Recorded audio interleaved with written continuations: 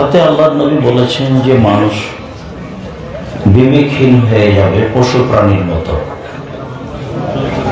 এক সময় বলেছেন, যেদিন তোমরা থাকবে আগাছার মাঝে, এই ছেলে কমাও, সেদিন তোমাদের কি হবে, যুগের কি হবে। যেদিন তোমরা থাকবা আগাছার মাঝে, সেদিন তোমাদের কি হবে, যুগের কি হবে। সেদিন মানুষের আমানতদারি থাকবে না, ওয়াদা অঙ্গীকার থাকবে না। সেদিন তোমাদের কি হবে, যুগের কি হবে। তো সাহাবীগণ বলেন কি করতে হবে। তখন পরিস্থিতিতে তিনি বললেন যে আলজম লেসানাক, মুখটা বন্ধ রেখো, ও আলজম বাইতাক, বাড়িতে থাকিও। মুখ খুললে মানুষ তোমার কথা মেনে নেবে না, পরিস্থিতি তোমার অনুকূলে থাকবে না। দিন যত যাবে মানুষের বিবেচনা, বিবেক বুদ্ধি তত কমে যাবে। মানুষ হয়ে যাবে পশু প্রাণীর মতো, গরু ছাগলের মতো। কেউ কাউকে মানবে না, কেউ কাউকে মানবে না। কথাটা বলতে গিয়ে তিনি পরিস্থিতিটাকে এভাবে দেখালেন, সোমা সাব্বাকা বাইনা আসাবেহি, মানুষের ভিতরে মতবিরোধ এইভাবে ঢুকে যাবে, এইভাবে ঢুকে যাবে। আঙ্গুলগুলো একটা আর একটার মধ্যে যেমন ঢুকে গেল, তিনি এটা বাস্তব দেখালেন। সেদিন মানুষ কোরআন হাদিসের আলোচনা শুনতে চাইবে না। আমরা তো অবশ্যই অনেক লম্বা সফর, অনেক লম্বা রাস্তা অতিক্রম করে এসেছি, অনেক কাজের মধ্যে এসেছি। তারপরেও যে আমরা আপনাদের উপস্থিতি খুব একটা সুন্দর মনে করছি, তা করতে পারি না। আমরা জানি যে মানুষের ভালোবাসা, এই ছেলে, তোমরা যারা দায়িত্ব পালন করছো, তোমরা কি করো, বাচ্চাগুলোকে কন্ট্রোল করতে পারো না। আর তোমরা যারা দায়িত্ব পালন করছো, তারাকে তাছাড়া কেউ দাঁড়িয়ে থাকতে পাবা না। এটুকু অনুভূতি হয় না যে একটা দিন আলোচনা হচ্ছে, একটু বসে কথা শুনি, নির্বাচন করতে এসছি আমি, তো শরম হয় না কেন তোমাদের? ওইখানে কি করছে সবাই, আসতে বলো, এখানে বসতে বলো। যারা আপনারা দিনী ভাই বোন রাস্তাঘাটে আছেন, আমরা আন্তরিকভাবে আপনাদের অনুরোধ জানাচ্ছি, আমরা আপনাদের জন্য এসেছি, অনেক কষ্ট করে এসেছি। আপনি এসে বসলে আপনার কিছু না কিছু আমি উপকার করবই করবো ইনশাল্লাহ। আমি 90 সাল থেকে মাঠে আছি, আমি কোনোদিন অপ্রয়োজনীয় কোনো বাক্য বলিনি, কোনোদিন কোনো কেসা কাহিনী বলিনি, কোনোদিন কোনো মাঝহাব নিয়ে কথা বলিনি, কোনোদিন কোনো দল সরকার নিয়ে কথা বলিনি। এটা আমার একদিনের নয়, 90 সাল থেকে নিয়ে এখন পর্যন্ত প্রতিদিনের আলোচনা তদন্ত সাপেক্ষে বলছি। ওই পাতা আমি পড়ি না। প্রতিবাদ, জুলুম অত্যাচার, প্রতিশোধ, এই পাতা আমি ছেড়ে দিয়েছি। মানুষের প্রতিশোধ নিই না, প্রতিবাদ করি না, বিতর্কের সাথে আমি সম্পৃক্ত নই। ছাড় দিয়ে চলতে হবে, এটা হলো মানুষের জীবনে জান্নাত পাওয়ার সবচেয়ে বড় মাধ্যম। যত মানুষ দল সংগঠনে যাবে, তত মানুষের ছাড় দেওয়ার ক্ষমতা কমে যাবে। আল্লাহ তাআলা বললেন যে দেখো, 3 শ্রেণীর মানুষের জন্য জান্নাত। এক, ইনফিকুনা ফিস সাররাই ওয়াদ দাররাই, যারা সচ্ছল অসচ্ছল অবস্থায় দান করতে পারে। 2, আল কাযিমিনাল গায়জ, যারা রাগ দমন করতে পারে। রাগ দিয়ে কোনো কাজ করা হবে না, ক্ষেপে গিয়ে সমাজের কোনো কাজ করা হবে না। আহাল পরিবার, ছেলে মেয়ে, বউ, জনগণ, কোনো কাজ রাগ দিয়ে করবে না, যে সে জান্নাত পাবে, সফল হবে।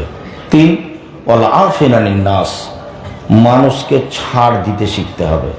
বাস, অন্যায় করেছে, আচ্ছা মাফ করলাম, আচ্ছা বলেছে, আচ্ছা ঠিক আছে মাফ করলাম, এই নিয়ে কোনো কথা নেই, প্রতিশোধ নেই।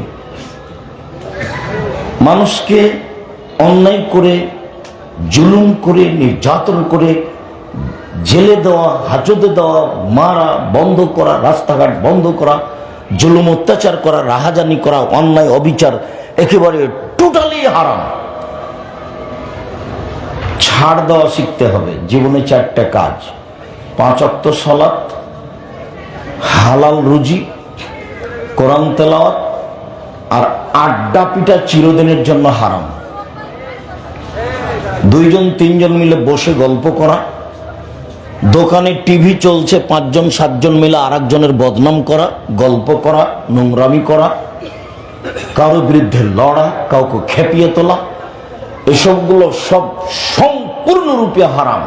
একরাহুল কালাম বাদ আলী সাহেব, একরাহুল নাওমা কাবলা আলী সাহেব। মোহাম্মদ সাল্লাল্লাহু আলাইহি সাল্লাম এশার সালাতের পূর্বে ঘুমানো ঘৃণা করতেন, আর এশার সালাতের পরে কথা বলা ঘৃণা করতেন। এটা ল, এটা নীতি, মুসলমানের জন্য, মানুষের জন্য এটা নীতি।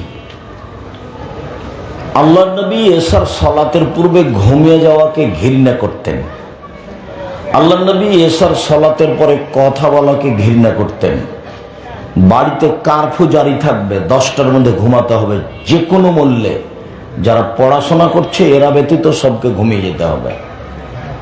3টায় উঠতে হবে, 4টায় উঠতে হবে। যদি 10টায় ঘুমিয়ে যাই, যদি 5 ঘন্টা ঘুমাই, তাহলে 3টায় উঠলে কত ঘুম হলো? 5 ঘন্টা। যদি 4টায় উঠি, তাহলে সময় হলো কত? 6 ঘন্টা। এখন আপনি উঠে সুন্দর করে ওযু করে 2 রাকাত সালাত আদায় করেন। আল্লাহ আপনার সাথে কথা বলার জন্য 7ম আকাশ থেকে 1ম আকাশে নেমে এসেছেন, শুধু খালি আপনার সাথে কথা বলার জন্য। তো আপনি যদি রাত 2টা-3টায় ঘুমান, আর এইসব ল্যাংটা বেটি ছেলে বড় মোবাইলে দেখে চক্ষু ঠান্ডা করে, কলিজা ঠান্ডা করে, জানটা সহজ করে, চরিত্র নোংরা করে, ধ্বংস করে, অমানুষ হয়ে পশু প্রাণীর মতো রাতে ঘুমান, তাহলে আপনি আল্লাহকে কি হিসাব করবেন? আপনার জন্যই তো আল্লাহ 7ম আকাশ থেকে 1ম আকাশে নেমে এসেছে, শুধু আপনার জন্য, আপনার সাথে কথা বলার জন্য। তাতে তিনি নেমে এসে বলেন, মায়াদুনি ফাস্তাজিব লাহু, কে আমাকে ডাকে আমি তার ডাকে সাড়া দিব। মায়াসলিনি ফাউতিয়াহু, কে আমার কাছে কিছু চাই, যে যা চায় আমি তাকে তাই দিয়ে দেবো। মায়াস্তাগফিরুনি ফাগফিরাল্লাহু, কে আমার কাছে ক্ষমা ভিক্ষা চায় আমি তাকে ক্ষমা করে দেব। কিছু বলেন, জমি জায়গার প্রয়োজন আছে বলেন, যশোরে একটু জমি কিনতে চাচ্ছেন সেটা বলেন, ঢাকা একটু বাড়ি করতে চাচ্ছেন সেটা বলেন, একটা সুন্দর বিবাহ শাদী করতে চাচ্ছেন সেটা বলেন, প্রয়োজনের কথা বলেন। উনি 7ম আকাশ থেকে 1ম আকাশে নেমে এসেছেন আপনার জন্য। তো আপনি যদি এরকম রাত 2টা-3টায় ঘুমান পশু প্রাণীর মতো, তাহলে এটা কি হবে? তাহলে তো হিসাব করতে পারলেন না। আল্লাহ তো গরু ছাগলের জন্য নেমে আসেননি, মানুষের জন্য এসেছেন। তাই এইরকম চরিত্রের মানুষকে আল্লাহ তাআলা বলেন, বুঝেও বুঝে না ওরা, অন্তর আছে বুঝে না, দেখেও দেখে না ওরা, চক্ষু আছে দেখে না, শোনেও শোনে না ওরা, কান আছে শোনে না। উলাইকা কালানাম, তারা পশু প্রাণীর মতো, তারা গরু ছাগলের মতো, তারা কুকুর শ্রীরের মতো, বালহুমাজাল, বরং তার চেয়ে খারাপ। আল্লাহ বলছে, আল্লাহ বলছেন মানুষ পশু প্রাণীর চেয়ে খারাপ, গরু ছাগল কুকুর শ্রীরের চেয়ে খারাপ। আপনি যে এশার সালাত আদায় করে বাড়ি থেকে বের হয়ে এশার সালাত আদায় করে বাড়ি যাওয়ার সময়তে দোকানে টিভিটা চলছে, 5-7 জন বসে আছেন, আপনিও বসে আছেন, আপনার মাথায় টুপিটাও আছে। তো এখন ল্যাংটা ম্যান আসছে, আপনাকে যদি কেউ বলে যে আপনি ভালো মানুষ, তা আপনি কি বলবেন বলেন তো দেখি? আপনি তো নিজেও বলতে পারবেন না আপনি ভালো মানুষ। আমি ভালো মানুষ বলতে পারবেন না। আপনার খাসলত খারাপ, আপনার স্বভাব খারাপ, আপনার অভ্যাস খারাপ, আপনার চরিত্র খারাপ, আপনার গতিবিধি খারাপ। মানুষে বলে মানুষ, তো মানুষকে যখন মানুষ মানুষের মতো চলে তখন মানুষ মানুষ, আর যখন মানুষ মানুষের মতো চলে না তখন মানুষ অমানুষ। মানুষকে আল্লাহ সৃষ্টি করেছেন, প্রথম আকাশে নেমে এসেছেন মানুষের সাথে কথা বলার জন্য। মানুষের ভিতরে একটু অনুভূতি থাকে না? কেন থাকবে না? মানুষ তো মানুষ, কেন অনুভূতি থাকে না? থাকা উচিত। সম্মানিত দিনী ভাই বোন, এই ছেলেরা, তোমরা এখান থেকে এই সামনে পর্যন্ত রাস্তাতে কোনো মানুষ, কোনো ছেলেপিলা যেন দৌড়াদৌড়ি না করতে পারে, এই ব্যাপারে তোমরা খুব সোচ্চার সাবধান থাকো। সম্মানিত দিনী ভাই বোন, আমরা আপনাদের সাথে একটা গুরুত্বপূর্ণ ইবাদত নিয়ে কথা বলবো, সেটা হলো সিয়াম। আমরা বলার সময় সিয়াম বলবো, রোজা বলবো না। কেন? সিয়াম শব্দটি কোরআনেও আছে, হাদিসেও আছে। রোজা শব্দটি কোরআনেও নেই, হাদিসেও নেই। সালাত শব্দটি কোরআনেও আছে, হাদিসেও আছে। নামাজ শব্দটি কোরআনেও নেই, হাদিসেও নেই। আল্লাহ শব্দটি কোরআনেও আছে, হাদিসেও আছে।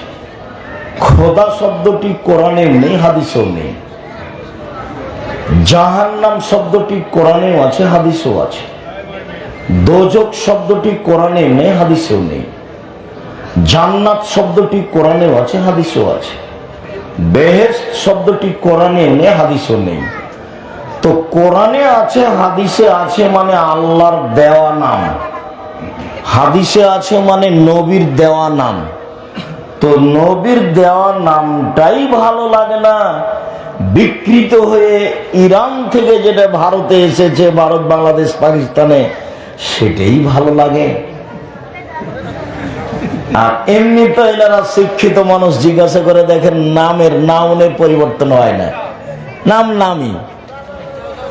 তো আল্লাহর দেওয়া নাম সেম, আর নবীর দেওয়া নাম সেম। কিভাবে উলট পালট খেতে খেতেও রোজা হয়ে গেছে। রোজা মানে উপবাস থাকা, আর সেম মানে হলো বিরত থাকা। ফজরের আজান থেকে নিয়ে সূর্য ডোবা পর্যন্ত খাওয়া পান করা, স্ত্রী মিলন, যাবতীয় অপছন্দ কথা ও কর্ম থেকে বিরত থাকার নাম সিয়াম। সিয়াম শব্দের আবিধানিক অর্থ হলো বিরত থাকা।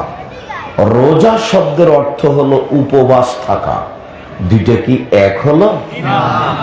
অন্যরাও উপবাস থাকে, দেশে অন্যরাও উপবাস থাকে, কাজে আমাদের নামটা ভিন্ন হওয়াই উচিত। সাথে সাথে আল্লাহর দেওয়া নাম, নবীর দেওয়া নাম। আলেম ওলামা তো অনেক সময় খেপে যায়, কে বলেছে চলবে না, মানে যে হুমকি দিল।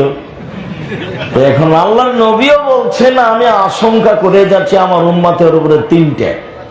পৃথিবীর মানুষ শুনে রেখো, আমার উম্মতের উপরে আমি তিনটি বিষয়ে, তিন শ্রেণীর মানুষের উপরে আশঙ্কা করে গেলাম।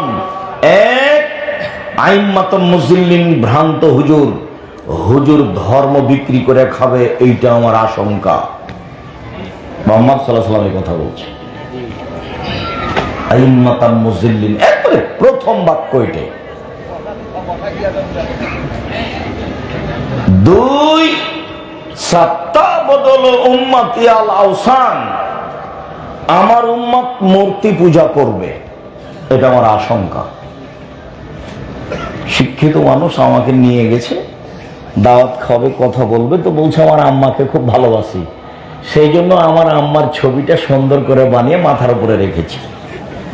আমি বলছি আপনি কুসন্তান, তো কষ্ট পেয়েছে, দুঃখিত, মনে কিছু নেবেন না। আমি ঢাকার এক এমপির কাছে কি যেন প্রয়োজনে গেছি, তো পাশে মূর্তি আছে, বাঘেরও মূর্তি আছে। তা আমি বলছি ভাইজান মনে কিছু নিয়েন না, মূর্তিটা আপনাকে নামাতে হবে, তারপরে আমি বসতে পারি। তো চট করে আমাকে বলছে আমি খাঁটি আহলে হাদিস, এইভাবে সাড়া দিতে হবে না, খাঁটি আহলে হাদিস। তো আমি বললাম যে আসলে কি বলি আপনাকে, যারা হাদিস মেনে চলে তারাই তো আহলে হাদিস, আমরা যেভাবে জানি। তো আপনার পাশে বাঘের মূর্তি, তখন আপনি আহলে হাদিস, এটা কিভাবে হলো আমার বুঝে আসলো না। যাক, আপনার সাথে আমি বেশি কথা বলতে রাজি নই, যদি সম্ভব হয় আমি বসবো, যদি সরানো সম্ভব না হয় গেলাম আমি, আসসালামু আলাইকুম। আমার জীবনে কোনোদিন কোনো এমপি, মন্ত্রী, কোনো সভাপতি, সেক্রেটারিকে হিসাব করে কথা বলতে হবে। আমার এই 35 বছর জীবনে কোনোদিন প্রয়োজন হয়নি। কারো টাকা নিয়ে আমাকে জীবনে বেঁচে থাকতে হবে এরকম পরিবেশ আল্লাহ আমাকে দেয়নি। আল্লাহ, আমি ভালো আছি, আমার বাপের জমি যা ভাগে পেয়েছি তাতে আমার আরো কয়েক পিঢ়ি চলবে ইনশাআল্লাহ। কাউকে হিসাব করে একদিন কাটাতে হবে এরকম আমার দীর্ঘ 35 বছরে কোনোদিন হয়নি, আলহামদুলিল্লাহ। আর আমি জীবনে কোনোদিন অপ্রয়োজনীয় বাক্য বলিনি। আমার উম্মত মূর্তি পূজা করবে, এটা আমার আশঙ্কা। 3,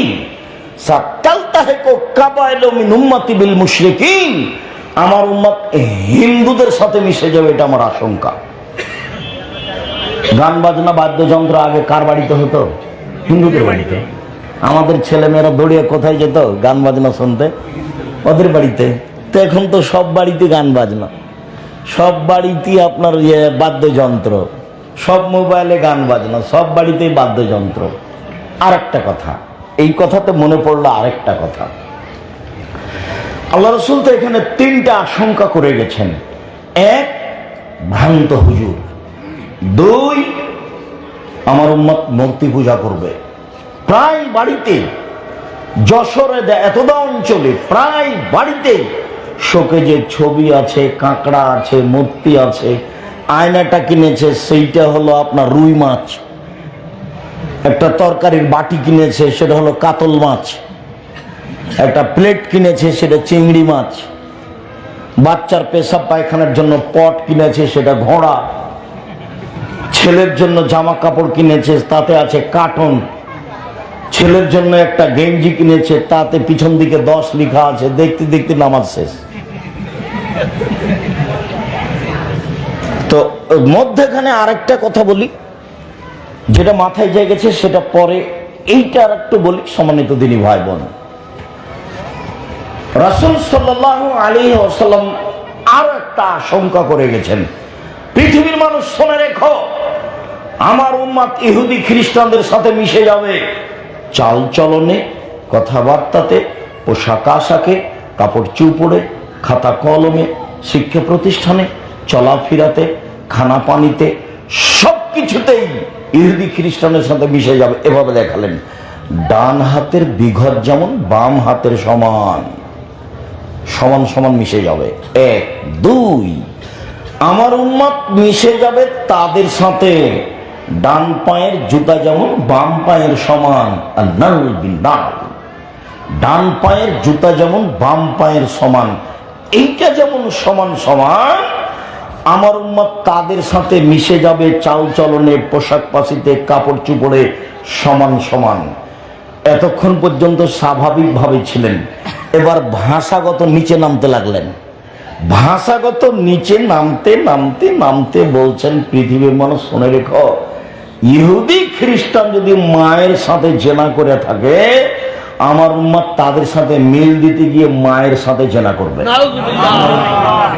হাদিস তো সহিহ। আমার জীবনে আমি কোনোদিন কেসা কাহিনী বলিনি। আব্দুল কাদের কত বড় পীর, এটা আমি মুখ দিয়ে কোনোদিন বের করিনি। বুজুর্গানের দিন কি, এটা আমার দীর্ঘ 35 বছর আমি কোনোদিন মুখ দিয়ে বের করিনি। আপনি দেখেন, সহ বক্তব্য আছে। জাতির যদি রাস্তাঘাট করে দিতে না পারি, জাতির যদি স্কুল কলেজ করে দিতে না পারি, জাতিকে চূড়ান্ত সঠিক ধর্ম দিতে পারবো ইনশাআল্লাহ। ধর্মের ব্যাপারে জাতিকে ফাঁকি দিয়ে পরকাল হারাতে রাজি নই, এইটা করতে আমি রাজি নই। এই ছেলেরা, তোমরা বসতে অনুরোধ করো না, অনুরোধ করো, নাহলে স্থান ত্যাগ করতে হবে। তোমরা মানুষকে অনুরোধ করে বসতে বলো। সম্মানিত দিনী ভাই বোন, বলছিলাম আল্লাহর নবী তো এই পর্যন্ত বলে ফেললেন। এখন দু একটা দেখায় কিভাবে তাদের সাথে মিশে আছি। দেখেন আপনি, অনেক দেখায়, তার মধ্যে আপনার মেয়ের নখটা বড় আছে, নখে নেইল পালিশ আছে। ইহুদি খ্রিস্টানদের পতিতালয়ের মেয়েদের বৈশিষ্ট্য নখে নেইল পালিশ রাখা, নখ বড় রাখা। আর সব নবীর বৈশিষ্ট্য 10টা, খাসলাত 10টা, অভ্যাস 10টা, স্বভাব 10টা। আদমেরও তাই, নূহ আলাইহিস সালামের তাই, ইব্রাহিমেরও তাই, আমাদের নবী মুহাম্মদ সাল্লাল্লাহু আলাইহি ওয়াসাল্লামের তাই। সব নবীর বৈশিষ্ট্য 10টা। এক, কাসুস সারেব, মোচ কেটে ফেলতে হবে, ব্লেড নয়। 2, এফাউল্লাহ, দাড়ি বড় করতে হবে, চেঁচে ফেলা নয়, কেটে ফেলা নয়। চেঁচে ফেললে, কেটে ফেললে চোখের পাওয়ার কমে যাবে, স্ত্রী মিলন ক্ষমতা কমে যাবে, অভিশাপ হবে। 3, ইন্তেকাসুল মা, পেশাব পায়খানার পরে পানি দিয়ে পবিত্রতা অর্জন করতে হবে। সব নবীর স্বভাব, সব নবীর অভ্যাস। পেশাব পায়খানার পরে কি দিয়ে পবিত্রতা অর্জন করা? পানি দিয়ে। তারপর হাতটা মেজে নিতে হবে। আগে ঢেল টিস্যু পেপার পরে পানি, এটা মিথ্যা। আগে ঢেল টিস্যু পেপার পরে পানি, এটা মিথ্যা। ঢেল নিয়ে 40 কদম হাঁটতে হবে, ঢেল টিস্যু পেপার নিয়ে, এইটা লজ্জা না থাকার প্রমাণ। পায়ের উপরে পা উঠাবে, খক খক করে কাশবে, এমন অপছন্দ কর্ম মুহাম্মদ সাল্লাল্লাহু আলাইহি ওয়াসাল্লামের হতে পারে না। পৃথিবীর সবচেয়ে ভদ্র, নম্র, শিষ্টাচারের অধিকারী মানুষ। তো যদি তাই হয়, 5 মিনিটের জন্য, 1 মিনিটের জন্য ধরে নিলাম যে 40 কদম হাঁটতে হবে, পায়ের উপরে পা উঠাতে হবে, খক খক করে কাশতে হবে, এইটাই যদি পবিত্রতার মাধ্যম হয়, তাহলে পুরুষ মানুষ ঢেল নিয়ে হাঁটে, তার স্ত্রী হাঁটে না কেন? ও পবিত্রতা অর্জন করবে না? আপনি শুধু একাই জান্নাতে যান পবিত্র হয়ে, নাকি বউ? তো বউ কোথায় করতে হবে? 40 কদম হাঁটতে হবে, পায়ের উপরে পা উঠাতে হবে, খক খক করে কাশতে হবে। আব্দুর রাজ্জাক সাহেব, না না, তাই কি আর হয় নাকি? কেমন কেমন লাগবে? তো মহিলাকে যদি আপনাকে দেখে কেমন কেমন লাগে, তো আপনি যখন হাঁটবেন এভাবে, তখন মহিলাকে কেমন কেমন লাগবে না? ওটা শরীয়ত নয়। পানি দিয়ে পবিত্রতা অর্জন করতে হবে। 4, কাসুল আজফার, নখ কেটে ফেলতে হবে। পুরুষ নারী একই হুকুম, নখ কেটে ফেলতে হবে। নখ কেউ বড় রাখতে পারবে না, এটা স্বভাব, এটা শিষ্টাচার, এটা অভ্যাস। বড় রাখা ইহুদি খ্রিস্টানদের নীতি, ওখান থেকে গড়তে গড়তে গড়তে করতে চলে এসেছে। দেখেন আব্দুল্লাহর বক্তব্য শুনে যে মুসলমান দাস হিসাবে আছে, দাসত্ব স্বীকার করে আছে, দাসত্ব থেকে মুক্তি পেতে হবে। নখ বড় রাখতে পারবে না, ওটা ইহুদি খ্রিস্টানদের নীতি। তারপরে তিনি বলছেন, নাক ফুলে বেতে বগলের লুম উঠিয়ে ফেলতে হবে। পুরুষ নারী একই হুকুম, ব্লেড ব্যবহার করা হবে না। হালাকুল আনাত, নিচের লুম পরিষ্কার করতে হবে, ঊর্ধ্বে টাইম 40 দিন। যেভাবে সহজ, যেভাবে সম্ভব, নারী পুরুষ একই হুকুম। শিষ্টাচার, বৈশিষ্ট্য, সব হাদিসে শিষ্টাচার কথাটা এসে লাগে। সব হাদিসে, প্রায় হাদিসেই পারিবারিক জীবনে দেখা যাবে খালি শিষ্টাচার, খালি শিষ্টাচার, খালি শিষ্টাচার, বারবার এসে এই কথা লাগে। তা আমি এই কথাটাকে শেষ করে নিই, তারপর ওখানে 2টা বাক্য বল আলোচনার দিকে যাব ইনশাআল্লাহ। বলছিলাম যে আশঙ্কা করে গেলাম এই আমার উম্মত ইহুদি খ্রিস্টানদের সাথে মিশে যাবে। মিশে যেতে যেতে যেতে যেতে ওরা যদি মায়ের সাথে জেনা করে থাকে, আমার উম্মত করবে, এই কথা তিনি বললেন। মানে দেখেন আপনি যশোরের অবস্থা, আপনাদের গ্রামের অবস্থা। একটা মানুষ ধনী, টাকা পয়সা আছে, প্রতি বছরে রমজান মাসে উমরা করে, মাথায় টুপিও আছে, মেয়েটাকে নিয়ে ঢাকা যাচ্ছে, তো মেয়েটা স্কিন পায়জামা পরে আছে। ওটা ওর বাপ নয়? এই মেয়ে, তুমি তোমার বাপকে সৎ বাপ বলে ডাকিও। ওটা তোমার বাপ। কে বলে সেটা তোমার বাপ? বাপ কাকে বলে? যে মেয়েকে, স্ত্রীকে কন্ট্রোল করতে পারে, তার নাম স্বামী, তার নাম বাপ। তোমার পরনে স্কিন পায়জামা কেন? কেন তোমার পায়ে পরনে স্কিন পায়জামা? কি বুঝাতে চাও এটা আমাকে? তুমি ভুরু তোলে চিকন করে রেখেছ, কি বুঝাতে চাও তুমি এটা আমাকে? তোমাকে, তোমার বাপকে, তোমার বংশকে যদি আমি অশিক্ষিত প্রমাণ করতে না পারি, আমি জাতির সামনে বক্তব্য দেব না। 35 বছর থেকে বলে আসছি, একদিন বলিনি, দুদিন বলিনি, হাজার হাজার বক্তব্য মানহাতে ঝুলছে নেটে। আপনি দেখেন, এই মেয়ে, তোমার বাপকে যদি আমি অশিক্ষিত প্রমাণ করতে না পারি, জাতির সামনে বক্তব্য দেব না।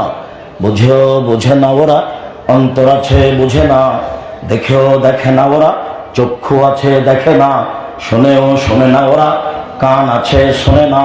উলাইকা কালানাম, তারা পশু প্রাণীর মতো, তারা গরু ছাগলের মতো, তারা কুকুর শিগের মতো, বালু মাজাল, বরং তার চেয়ে খারাপ।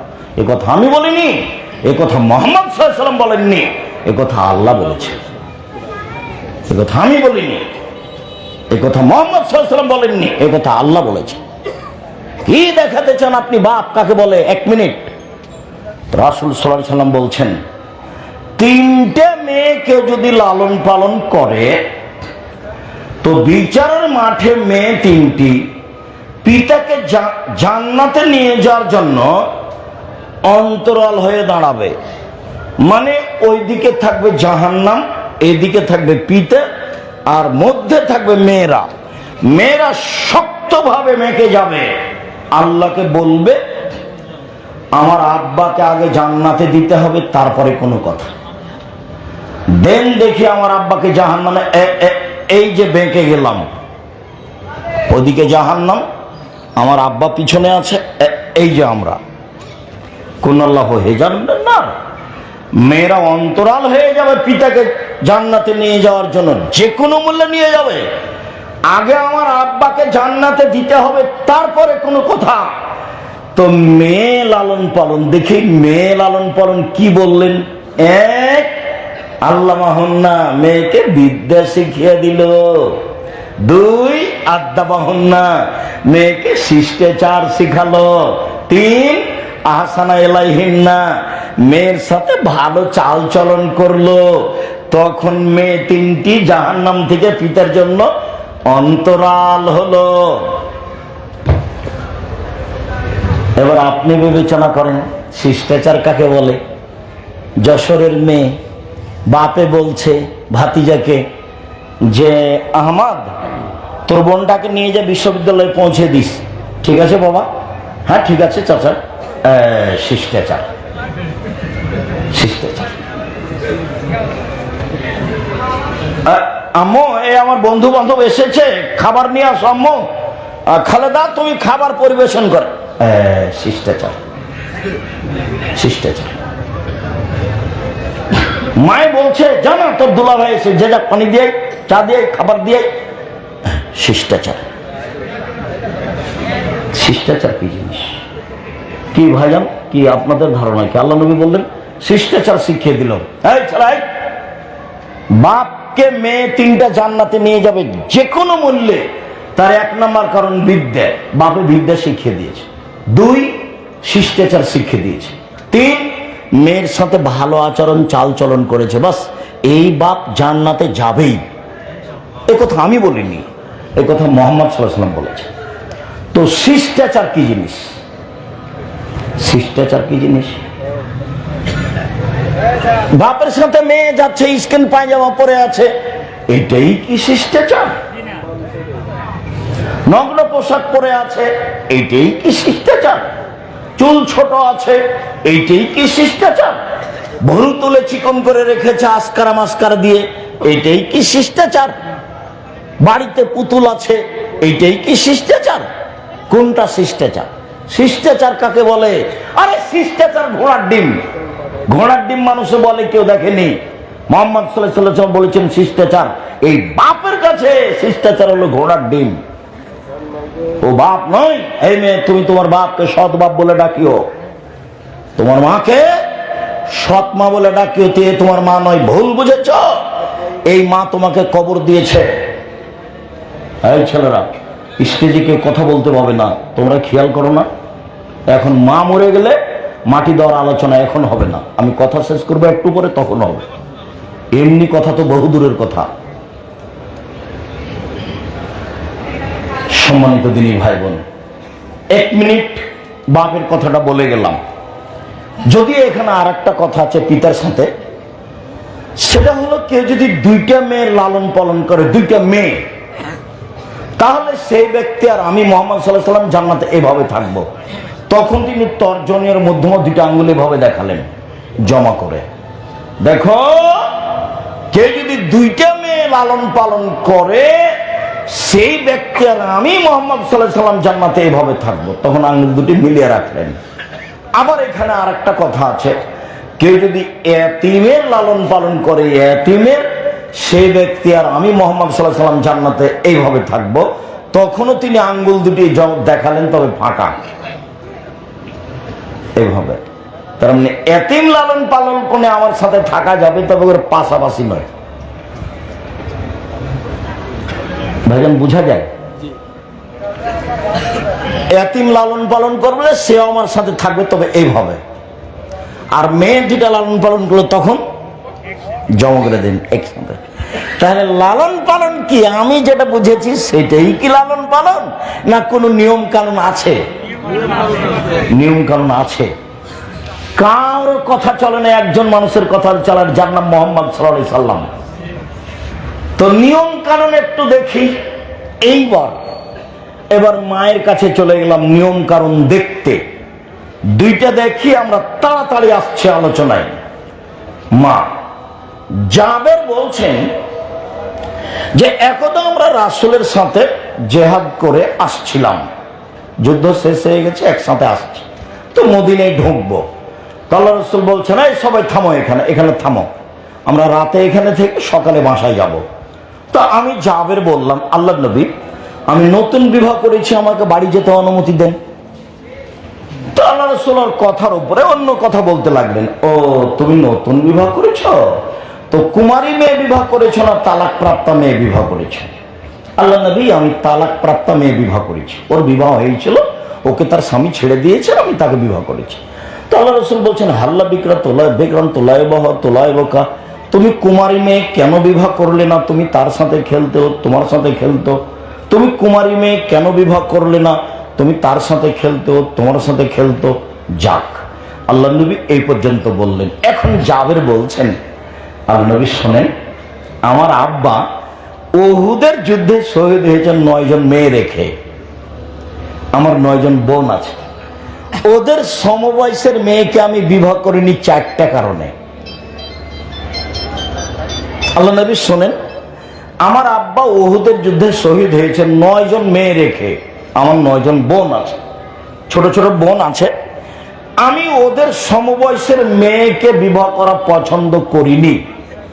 অন্য শব্দ এসেছে তাদের মতো, বুখারীর আর একটা শব্দ এসেছে খারকা, ওদের মতো বুদ্ধি কম, আমার বোনেরা তো কম বয়সের, বুদ্ধি কম, এরকম মেয়ে আমি বিবাহ করা পছন্দ করিনি 4টা কারণে। এক, লেতুয়াল্লে মহন্না, আমার স্ত্রী যেন আমার বোনদেরকে বিদ্যা শিখাতে পারে। 2, বলে তুয়াদ দেবা হন না, আমার স্ত্রী যেন আমার বোনদেরকে শিষ্টাচার শিখাতে পারে। 3, বলে তোরাজ জেলা হন না, আমার স্ত্রী যেন আমার বোনদের মাথার চুল চিরুনি করে সাজগোজ করে পরিপাটি করে রাখতে পারে।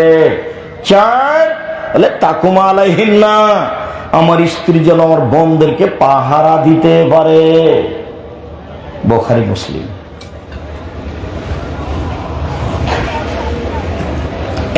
এক, বিদ্যা, মাকে কিছু জানতে হবে। 2, শিষ্টাচার, মাই তো জীবনে কোনোদিন শিষ্টাচার শব্দটা শোনেনি। শিষ্টাচার মানে তো একটু আগে যেটা বুঝলাম সেইটা। শিষ্টাচার মানে বাপে বলছে যে আম্মু আমার বন্ধু বান্ধব আছে, খাওয়ার পানি নিয়ে এসো, আম্মু পরিবেশ, ভাইজান এইটা আমার মেয়ে ঢাকা বিশ্ববিদ্যালয়ে পড়ে, এই শিষ্টাচার বাপে দেখাচ্ছে। ভাইজান দোস্ত এটা আমার মেয়ে ঢাকা বিশ্ববিদ্যালয়, খুব মেধা ভালো, ভাইজান খুব মেধা ভালো, এটা আমার মেয়ে, এটা শিষ্টাচার। আপনি বলেন এই মানুষ না এই পশু?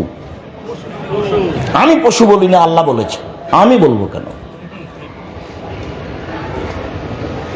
2 দিন বাঁচতে এসেছেন, মানুষের মতো মানুষের বাঁচার চেষ্টা করেন, চেষ্টা তো করেন, অন্তত চেষ্টা তো থাকলো।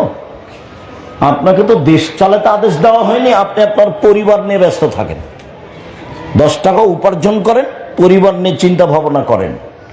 আনফেকালা ইয়ালেক মিন তওলেক, ছেলে মেয়েকে শিক্ষা দাও, নিজে পরিশ্রম করে টাকা পয়সা ইনকাম করে, টাকা পয়সা ইনকাম করো, ব্যবসা বাণিজ্য করে করো, বাপের জমিদারি দিয়ে করো, দিন মজুরি দিয়ে করো, আরে প্রয়োজনে ভিক্ষে চেয়ে ছেলে মেয়েকে পড়াও। তোমার মেয়ে গার্মেন্টসে যেতে হবে না, তুমি ভিক্ষা করো।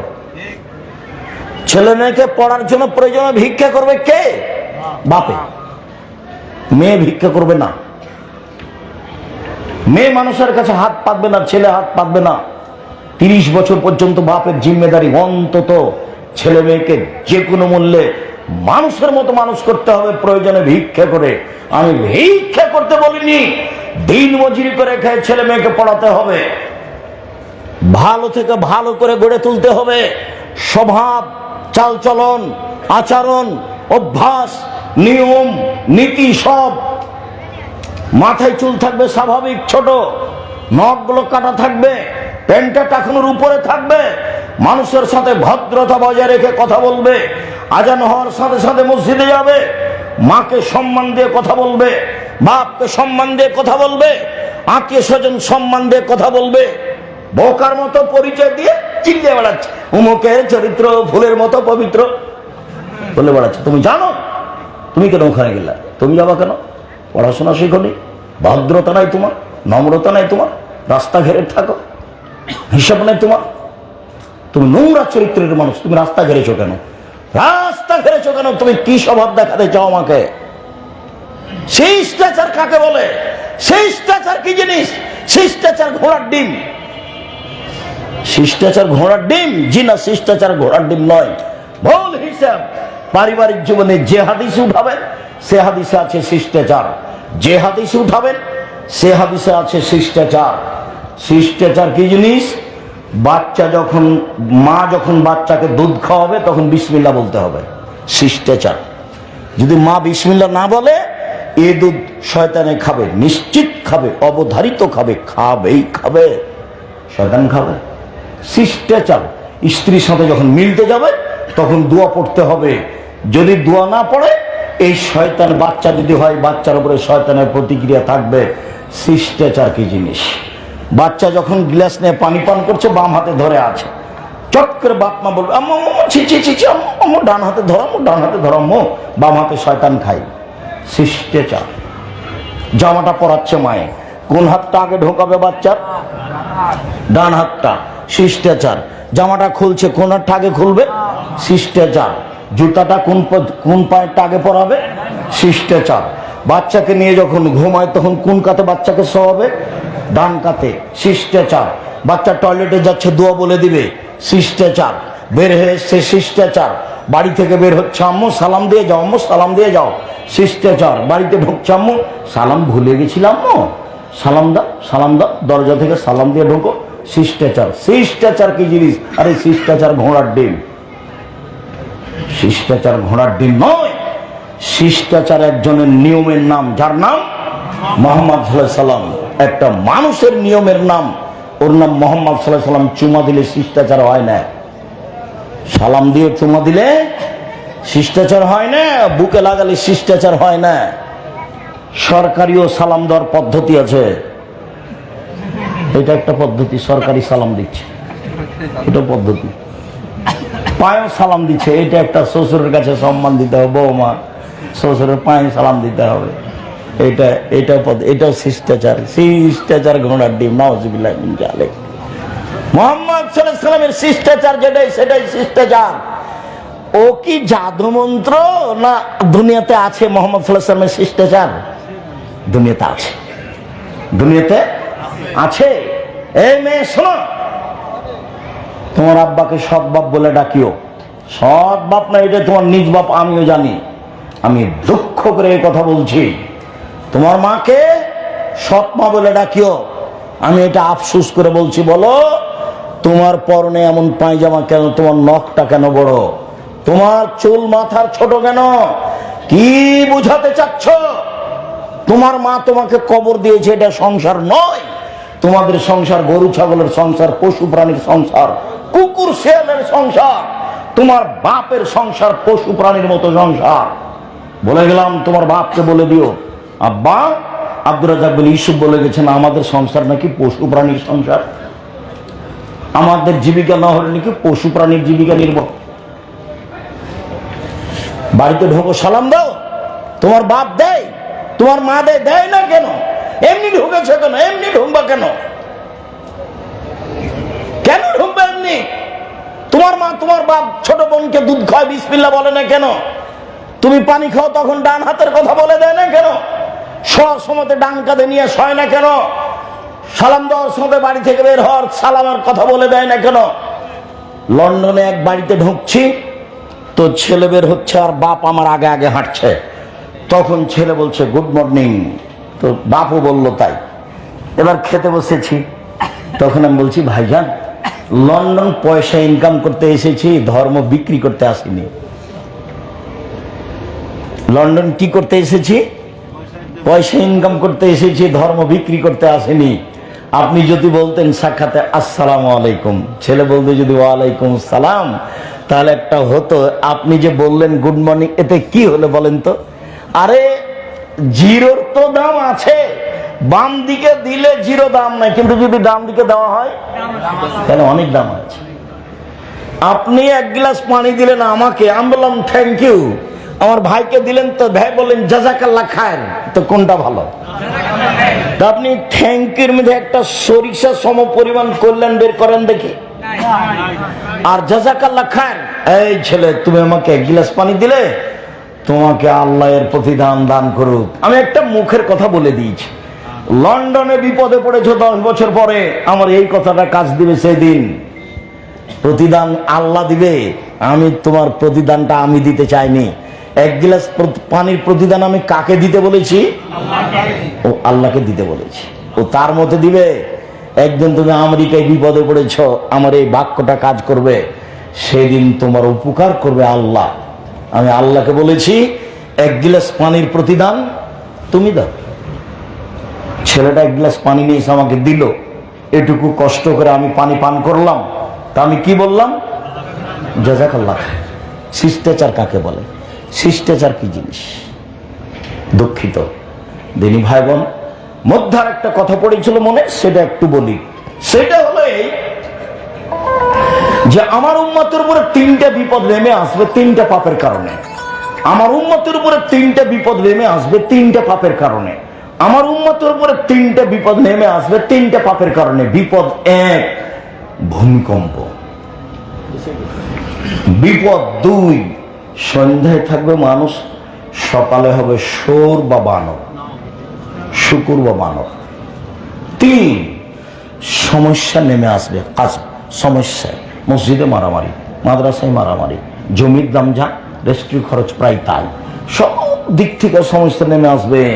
কেউ কোনো জায়গাতে শান্তি পাবে না, কেউ কাউকে মানবে না। 3টে বিপদ নেমে আসবে। 1, ভূমিকম্প। 2, আকার আকৃতি পরিবর্তন।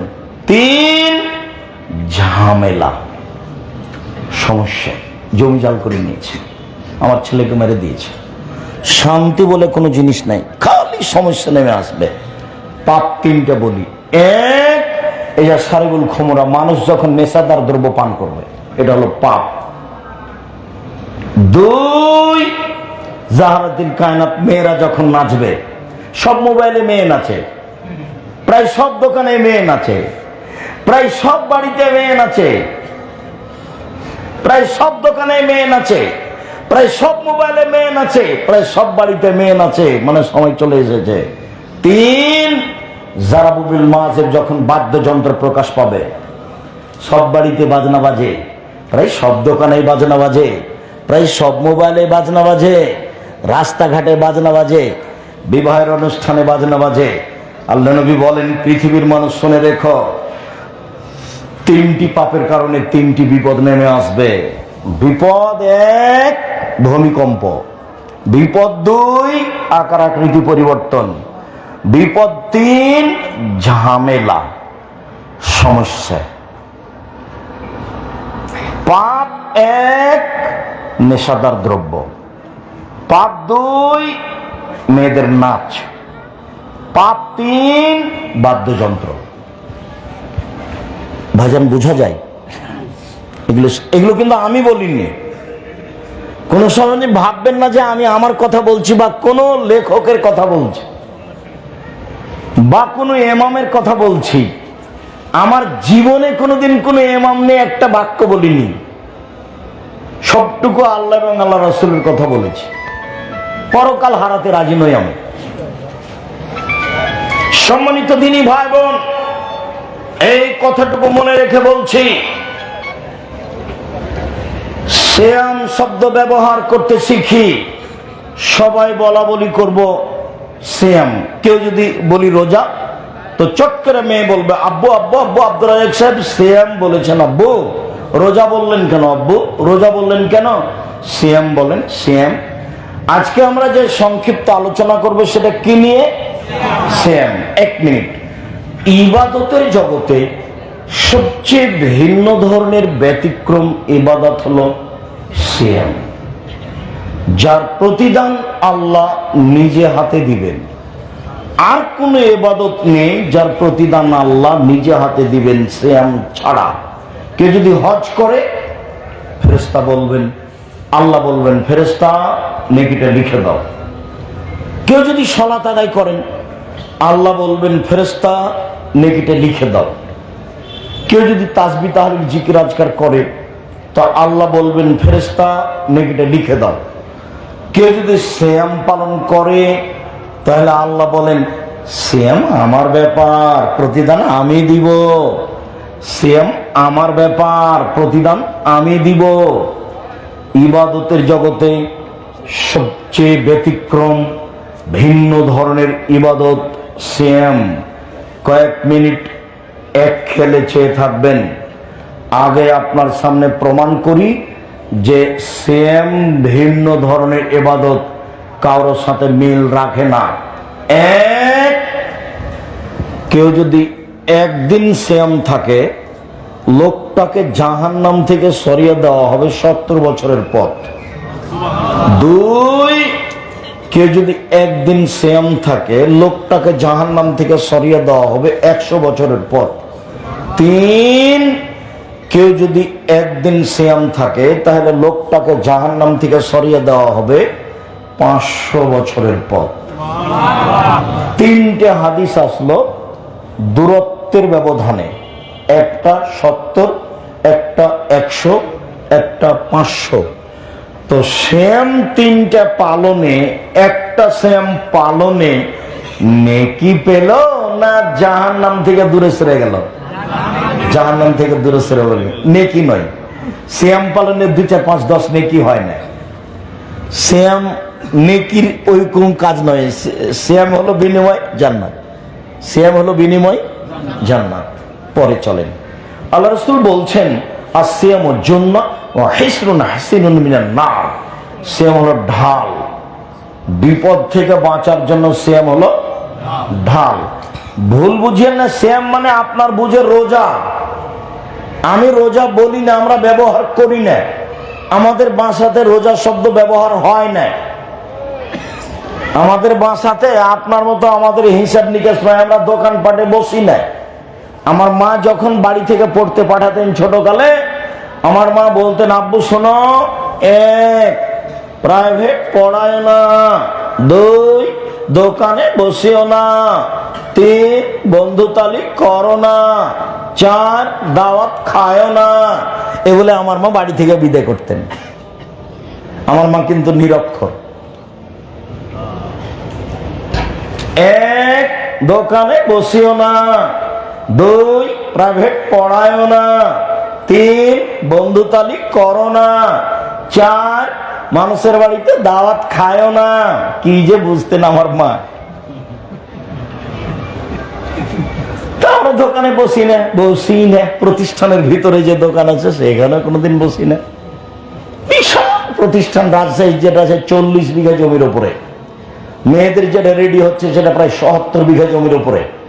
রূপগঞ্জ ঢাকা যেটা আছে বাণিজ্য মেলার পিছনে, এটা প্রায় 100 বিঘা জমির উপরে। বাংলাদেশের সবচেয়ে বড় প্রতিষ্ঠান আয়তনে, সবচেয়ে বড় প্রতিষ্ঠান ছাত্র সংখ্যায়, সবচেয়ে বড় প্রতিষ্ঠান শিক্ষক সংখ্যায়। গুণে মানে সৌদি আরবের শিক্ষক আছেন, ইন্ডিয়ার শিক্ষক আছেন, দেশের আছেন। প্রতিষ্ঠানের নাম জামিয়া সালাফিয়া। আমার মনে বড় সাধ, এই দেশে উন্নত মানের প্রতিষ্ঠান গড়বই ইনশাআল্লাহ। যেখানে ছেলে মেয়ে বাংলা, ইংরেজি, আরবি উন্নত মানের শিক্ষা অর্জন করে জাতির অন্যায়ের বিরুদ্ধে লড়বে, মুখে কলমে মিডিয়ায় লড়বে ইনশাআল্লাহ। জীবন বাজি রেখে সে কাজ করে যাচ্ছে।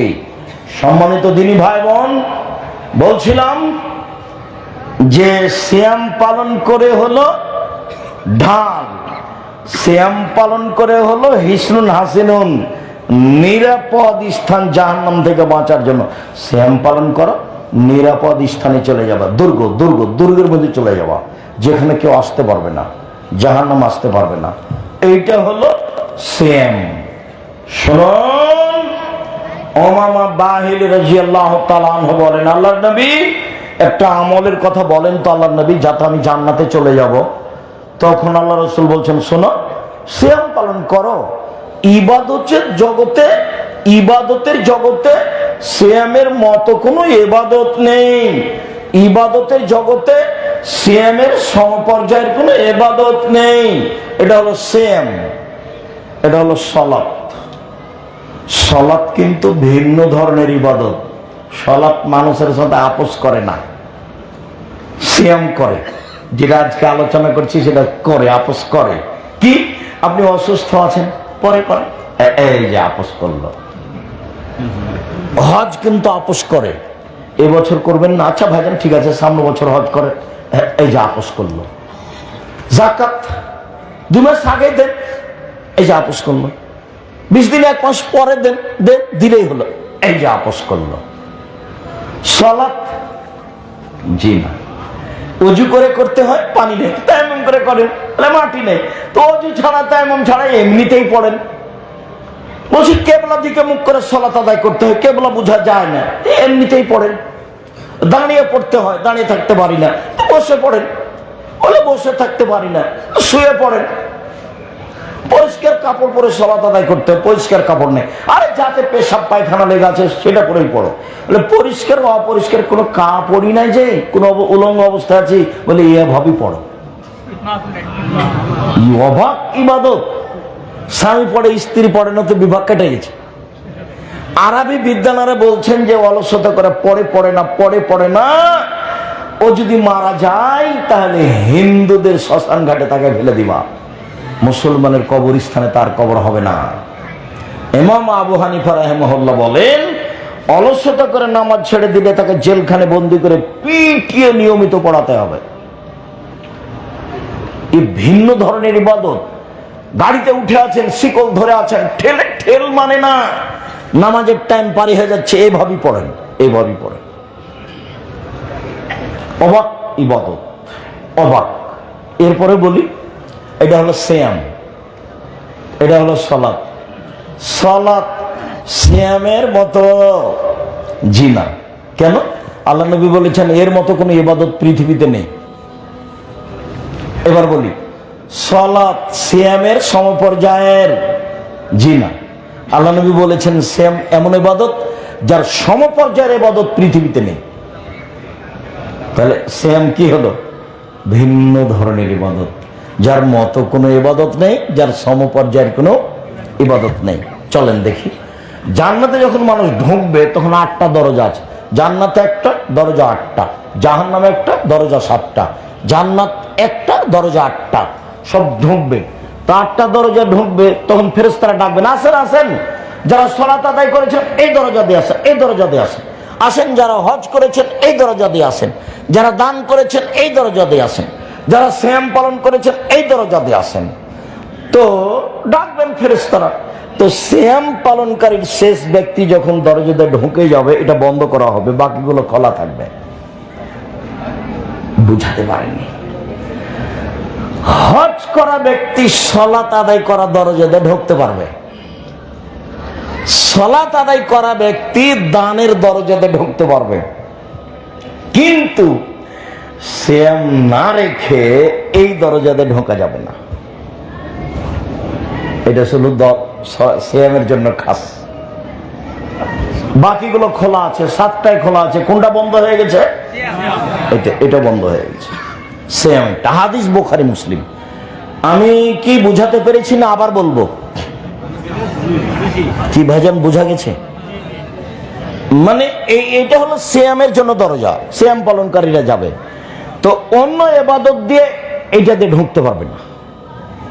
বাকি 7টা ঘোলা আছে, যান সালাত আদায় করেছেন তো এটা দিয়ে ঢোকেন, বলে দান করেছেন তো ওটা দিয়ে ঢোকেন। এই সিয়াম ভিন্ন ইবাদত চলেন। 4-5টা জিনিস বিচারের মাঠে কথা বলবে আপনার পক্ষে। 1 সিয়াম, 2 কোরআন, 3 কালো পাথর হাজরে আসওয়াদ। হজ যদি কবুল হয় তাহলে কালো পাথর আপনার পক্ষে বিচারের মাঠে কথা বলবে। 4 আঙ্গুল, তাসবিহ দানা দিয়ে কোনোদিন তাসবিহ গুনবেন না। আঙ্গুল বিচারের মাঠে আপনার পক্ষে কথা বলবে, তাসবিহ দানা বলবে না। বরং তাসবিহ দানা আরেকটা বিপদ আছে, সেটা কি? তাসবিহ হাতে নিলেই খালি মনটা একটু চায় যে লোক দেখুক না, তাই না? তো এ তো জাহান্নামে চলে গেছে, ঢোকেনি কেন? মরেনি জন্য। লোক দেখানো আমলের বিনিময় জাহান্নাম। মাওলানা দিয়ে জাহান্নাম উদ্বোধন হবে। কাকে দিয়ে? মাওলানা দিয়ে জাহান্নাম উদ্বোধন হবে। খুব ভয়াবহ কথা। 2 দানকারী দিয়ে জাহান্নাম উদ্বোধন হবে। খুব ভয়াবহ কথা। 3 শহীদ দিয়ে জাহান্নাম উদ্বোধন হবে। মাওলানা মানে বিশাল ব্যাপার। আল্লাহ নবী বলছেন নবীগণ চলে গেছেন, তার স্থানে কে কাজ করছে? আলেম ওলামা। এর সম্মান অনেক বেশি। কিন্তু যখন তার কাজ হবে, কথা হবে, বক্তৃতা হবে, দিন প্রচার, মানুষকে দেখানো, মানুষকে আকৃষ্ট করা, তখন বিনিময় কি হবে? জাহান্নাম।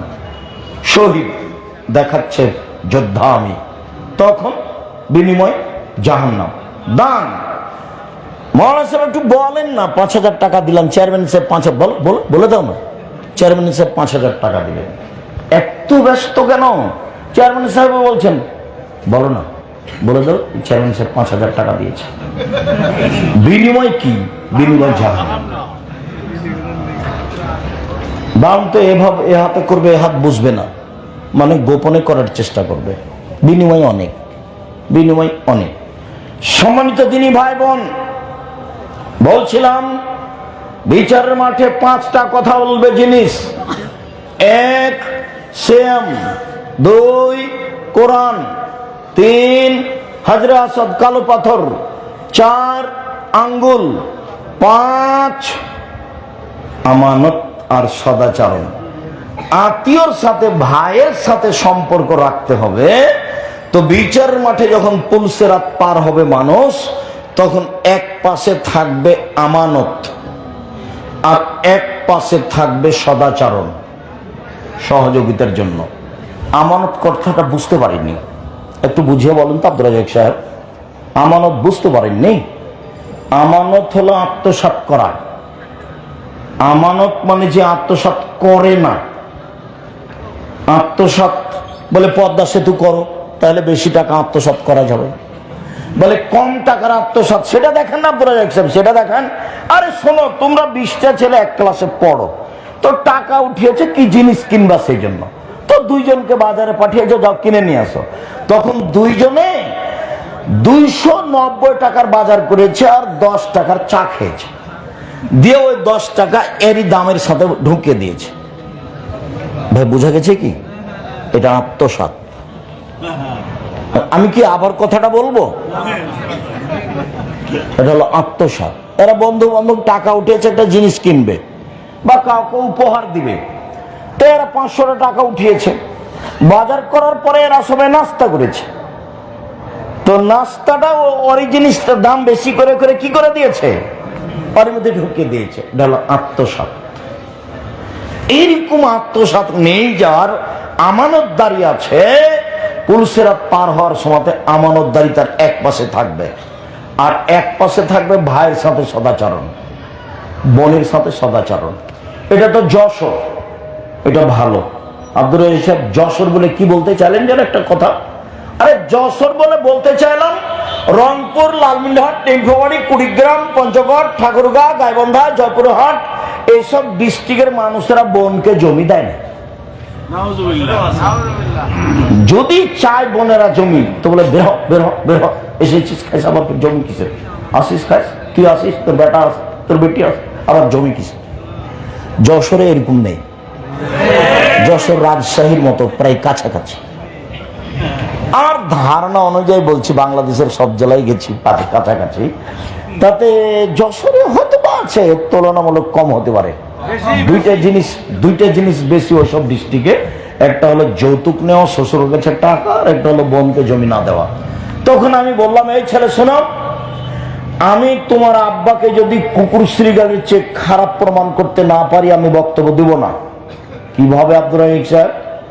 তোমার দাদা মরা 10 বছর হলো, 15 শতক জমি রেখে গেছে, তোমার বাপ নেবে 10 শতক, আর তোমার ফুফু নিবে 5 শতক। তুমি বলো যে তোমার বাপ নিবে সকালে আর তোমার ফুফু নিবে বিকালে, না একসাথে নিবে। এবার তাহলে তুমি বলো তোমার বাপ কেমন মানুষ? ঠিক আছে, তোমার বাপকে বলে দিও, আব্বা আমি আহমদ বলছি, ভাগ্য নিয়ে দুনিয়াতে এসেছি আব্বা, ভাগ্য ছেড়ে আসেনি। ভাগ্যে যদি জমিদারি থাকে জমিদারি করে খাবো, ভাগ্যে যদি ভিক্ষা করা থাকে ভিক্ষা করে খাবো। ফুফুর জমি খেতে রাজি নয়। সন্ধ্যা হতে হতে ফুফুকে জমি বুঝিয়ে দেন।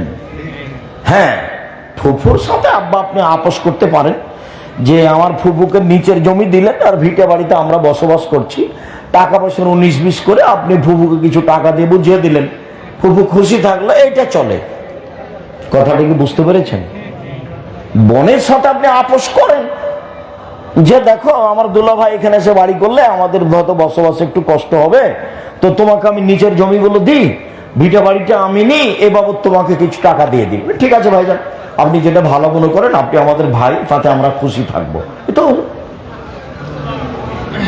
কিন্তু আপনি এটা মুখে আনতে দিবেন না। এইটা কি কি তাহাজ্জুদ পড়া দেখাচ্ছেন আপনি, আর প্রতি বছর হজ আর উমরা দেখাচ্ছেন, এগুলো লাগবে না। সম্মানিত দিনী ভাই বোন, বলছিলাম 5টা জিনিস বিচারের মাঠে থাকবে, তার মধ্যে সিয়াম থাকবে। এবার চলেন, কাছাকাছি চলে এসেছে।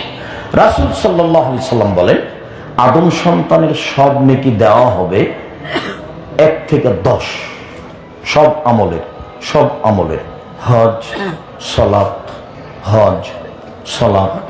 যাকাত, দান খায়রাত, তাসবিহ তাহলিল, কোরআন তেলাওয়াত, যত ইবাদত আছে সবটারই নেকি দেওয়া হবে, দিতেই 10, বাড়াতে অনেক। আল্লাহ তাআলা বলেন, তবে সিয়াম আমার ব্যাপার, প্রতিদান আমি দিব। সিয়াম আমার ব্যাপার, প্রতিদান আমি দিব। সিয়াম পালন করে প্রতিদান কে দিবে? আল্লাহ। এবার চলেন কয়েকটা সিয়াম, কাছাকাছি আমরা আলোচনার এক পর্যায়ে চলে এসেছি।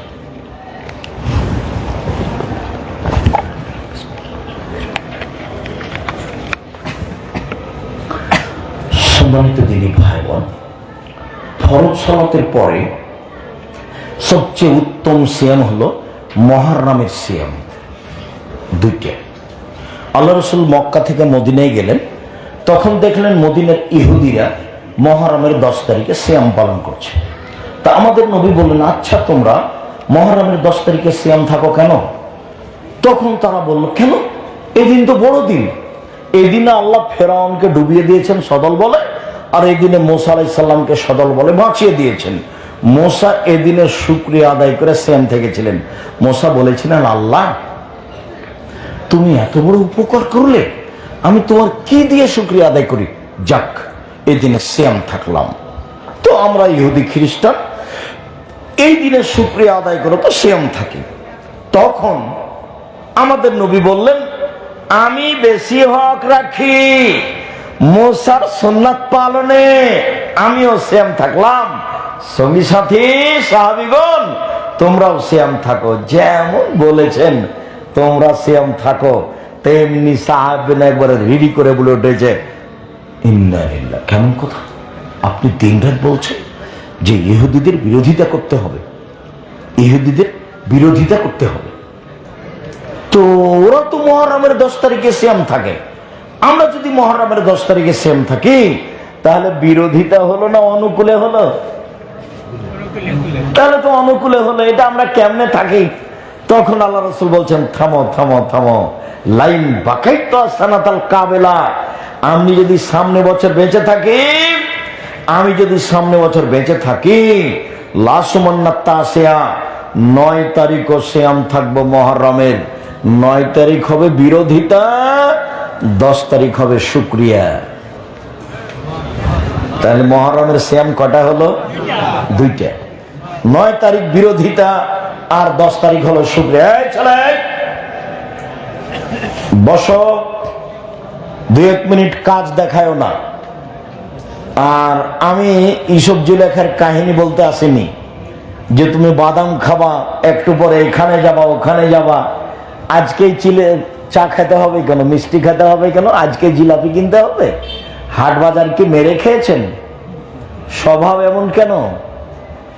আমি তো অনেক পথ অতিক্রম করে এসেছি, আবার ঢাকা যাও, আমি তো আপনার জন্য এসেছি। ইনশাআল্লাহ আমি তো আপনার জন্য এসেছি, আপনার আমি কিছু না কিছু উপকার করবই করব ইনশাআল্লাহ। মানবতার পরিচয় দিয়ে কিছুক্ষণ অপেক্ষা করবেন, কাছাকাছি চলে এসেছে। সম্মানিত দিনী ভাই বোন, আল্লাহ নবী 4টা কাজ কখনো ছাড়তেন না। 1, মুহররমের 2 দিন সিয়াম, 2 জুলহিজ্জার 9 দিন সিয়াম, 3 প্রতি মাসে 3 দিন সিয়াম, 4 ফজরের 2 রাকাত সুন্নাত। আল্লাহ নবী 4টা কাজ কখনো ছাড়তেন না। দেখি সিরিয়াল দেন তো।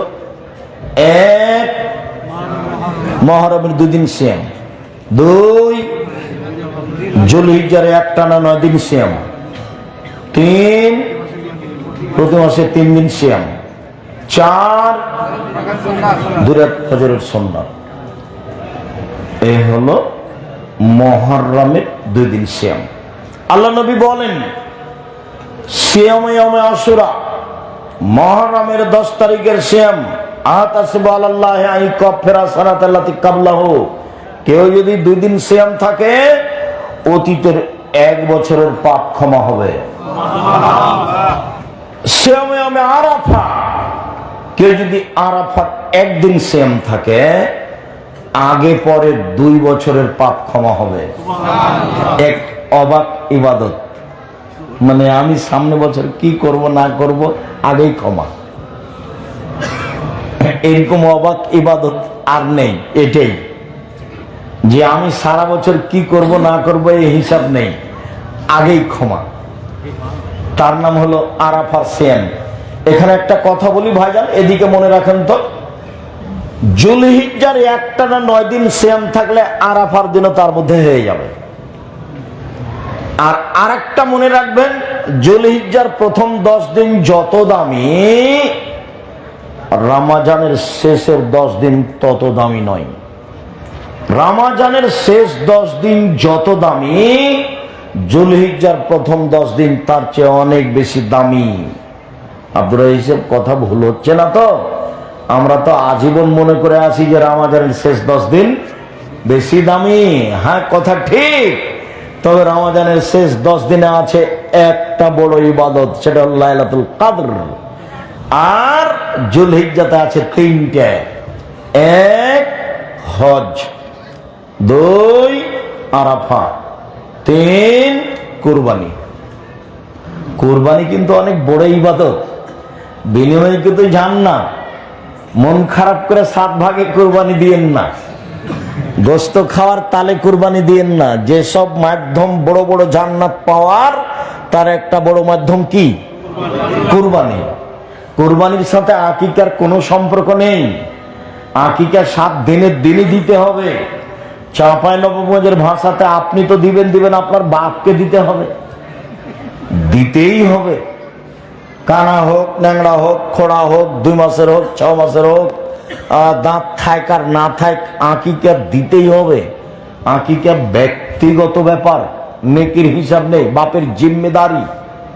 বাপের জিম্মেদারি 7 দিনের দিন দিতে হবে। 14 দিনে চলে না, 21 দিনে চলে না, জীবনে একদিন চলে না। এগুলো একটা হাদিসও ঠিক নয়। 7 দিনের দিন মাথা নেড়ে করতে হবে, ডাক্তার যা বলেছে। চুল সমপরিমাণ রূপা দান করে দিতে হবে। 7 দিনের দিন নাম রাখতে হবে, 7 দিনের দিন পশু জবে করতে হবে, ছাগল ছাগি ভেড়া ভেড়ি দুম্বা দুম্বি মাথা নেড়ে করতে হবে, ওই পরিমাণ রূপা দান করতে হবে। 4টে জিনিস আছে। 7 দিনের দিন 14 দিন চলে না, 21 দিনও চলে না। টাকা পয়সা নেই যে, এগুলো কথা অহেতুক। এখনই ছেলের হাত ভেঙে গেলে সন্ধ্যা হতে হতে 50,000 টাকা রেডি করবে গরিব মানুষ। আর আকিকা কানা ছাগল দেখ 2 মাসে 500 টাকা দিয়ে কিনে নিয়ে আসো, আকিকা দিতেই হবে। কুরবানি, কুরবানি ভিন্ন জিনিস। কুরবানি আল্লাহ, চোখ দেখো ঝকঝকে কিনা, কান দেখো ঝকঝকে কিনা, তারপরে লেজ দেখো সুন্দর কিনা, দাঁত দেখো দাঁত উঠেছে কিনা, পা দেখো ন্যাংরা খোড়া নয়তো, খুর দেখো ঠিকঠাক আছে কিনা, সিং দেখো ঠিকঠাক আছে কিনা, মোটা তাজা কিনা, দেখতে সুন্দর কিনা, তার নাম কুরবানি। অনেক কিছু নিয়ে কুরবানি। টাকা বেশি আছে, ইন্ডিয়া কাছে আছে, কি পর্যন্ত বেনাফল রাজস্থান থেকে উঠ নিয়ে আসেন। টাকা কম আছে ষাঁড় দেন, টাকা কম আছে খাসি দেন, টাকা কম আছে ছাগি দেন, টাকা কম আছে ভেড়া ভেড়ি দেন। ভাগে কে যেতে বললো যে কলিজা নিয়ে গন্ডগোল করছেন? আমি কোনোদিন ভাগের কথা বলিনি, আমি কোনোদিন ভাগের কথা কোনোদিন বলিনি। কুরবানিতে ফলাফলে জান্নাত পাওয়া যাবে। কুরবানি আপনার টাকা অনুযায়ী দেন। এই ছেলে শোনো, তোমরা দুই ভাই ইনকাম করো, ভিন্ন ভিন্ন ইনকাম করো, সেটা ঠিক আছে। বাড়িতে এসে 2 ভাইয়ের টাকা দিয়ে কুরবানি দেয়, আচ্ছা ঠিক আছে তাই দাও। শোনো, 2 ভাইয়ের টাকা তোমার মান নামে গরু কিনবা, আর তুমি দিবে একটা খাসি আর তোমার ভাই দিবে একটা খাসি, 10-12 হাজার টাকার, বাস সুন্দর হবে। 2 ভাইয়ের টাকা দিয়ে কুরবানি কার নামে দিবা? তোমাদের তো টাকা ভিন্ন ভিন্ন। কথা কি বোঝা যায়? আমার পরামর্শ কি, 2 ভাইয়ের টাকা দিয়ে কার নামে কুরবানি কিনবে গরুটা? তোমার মা মরে গেছে নাকি? গেছে, তাহলে থাক, ওটা আর লাগবে না। যদি মরে গেছে তো গেছে, তাহলে তোমার বড় ভাইয়ের নামে করো কুরবানিটা।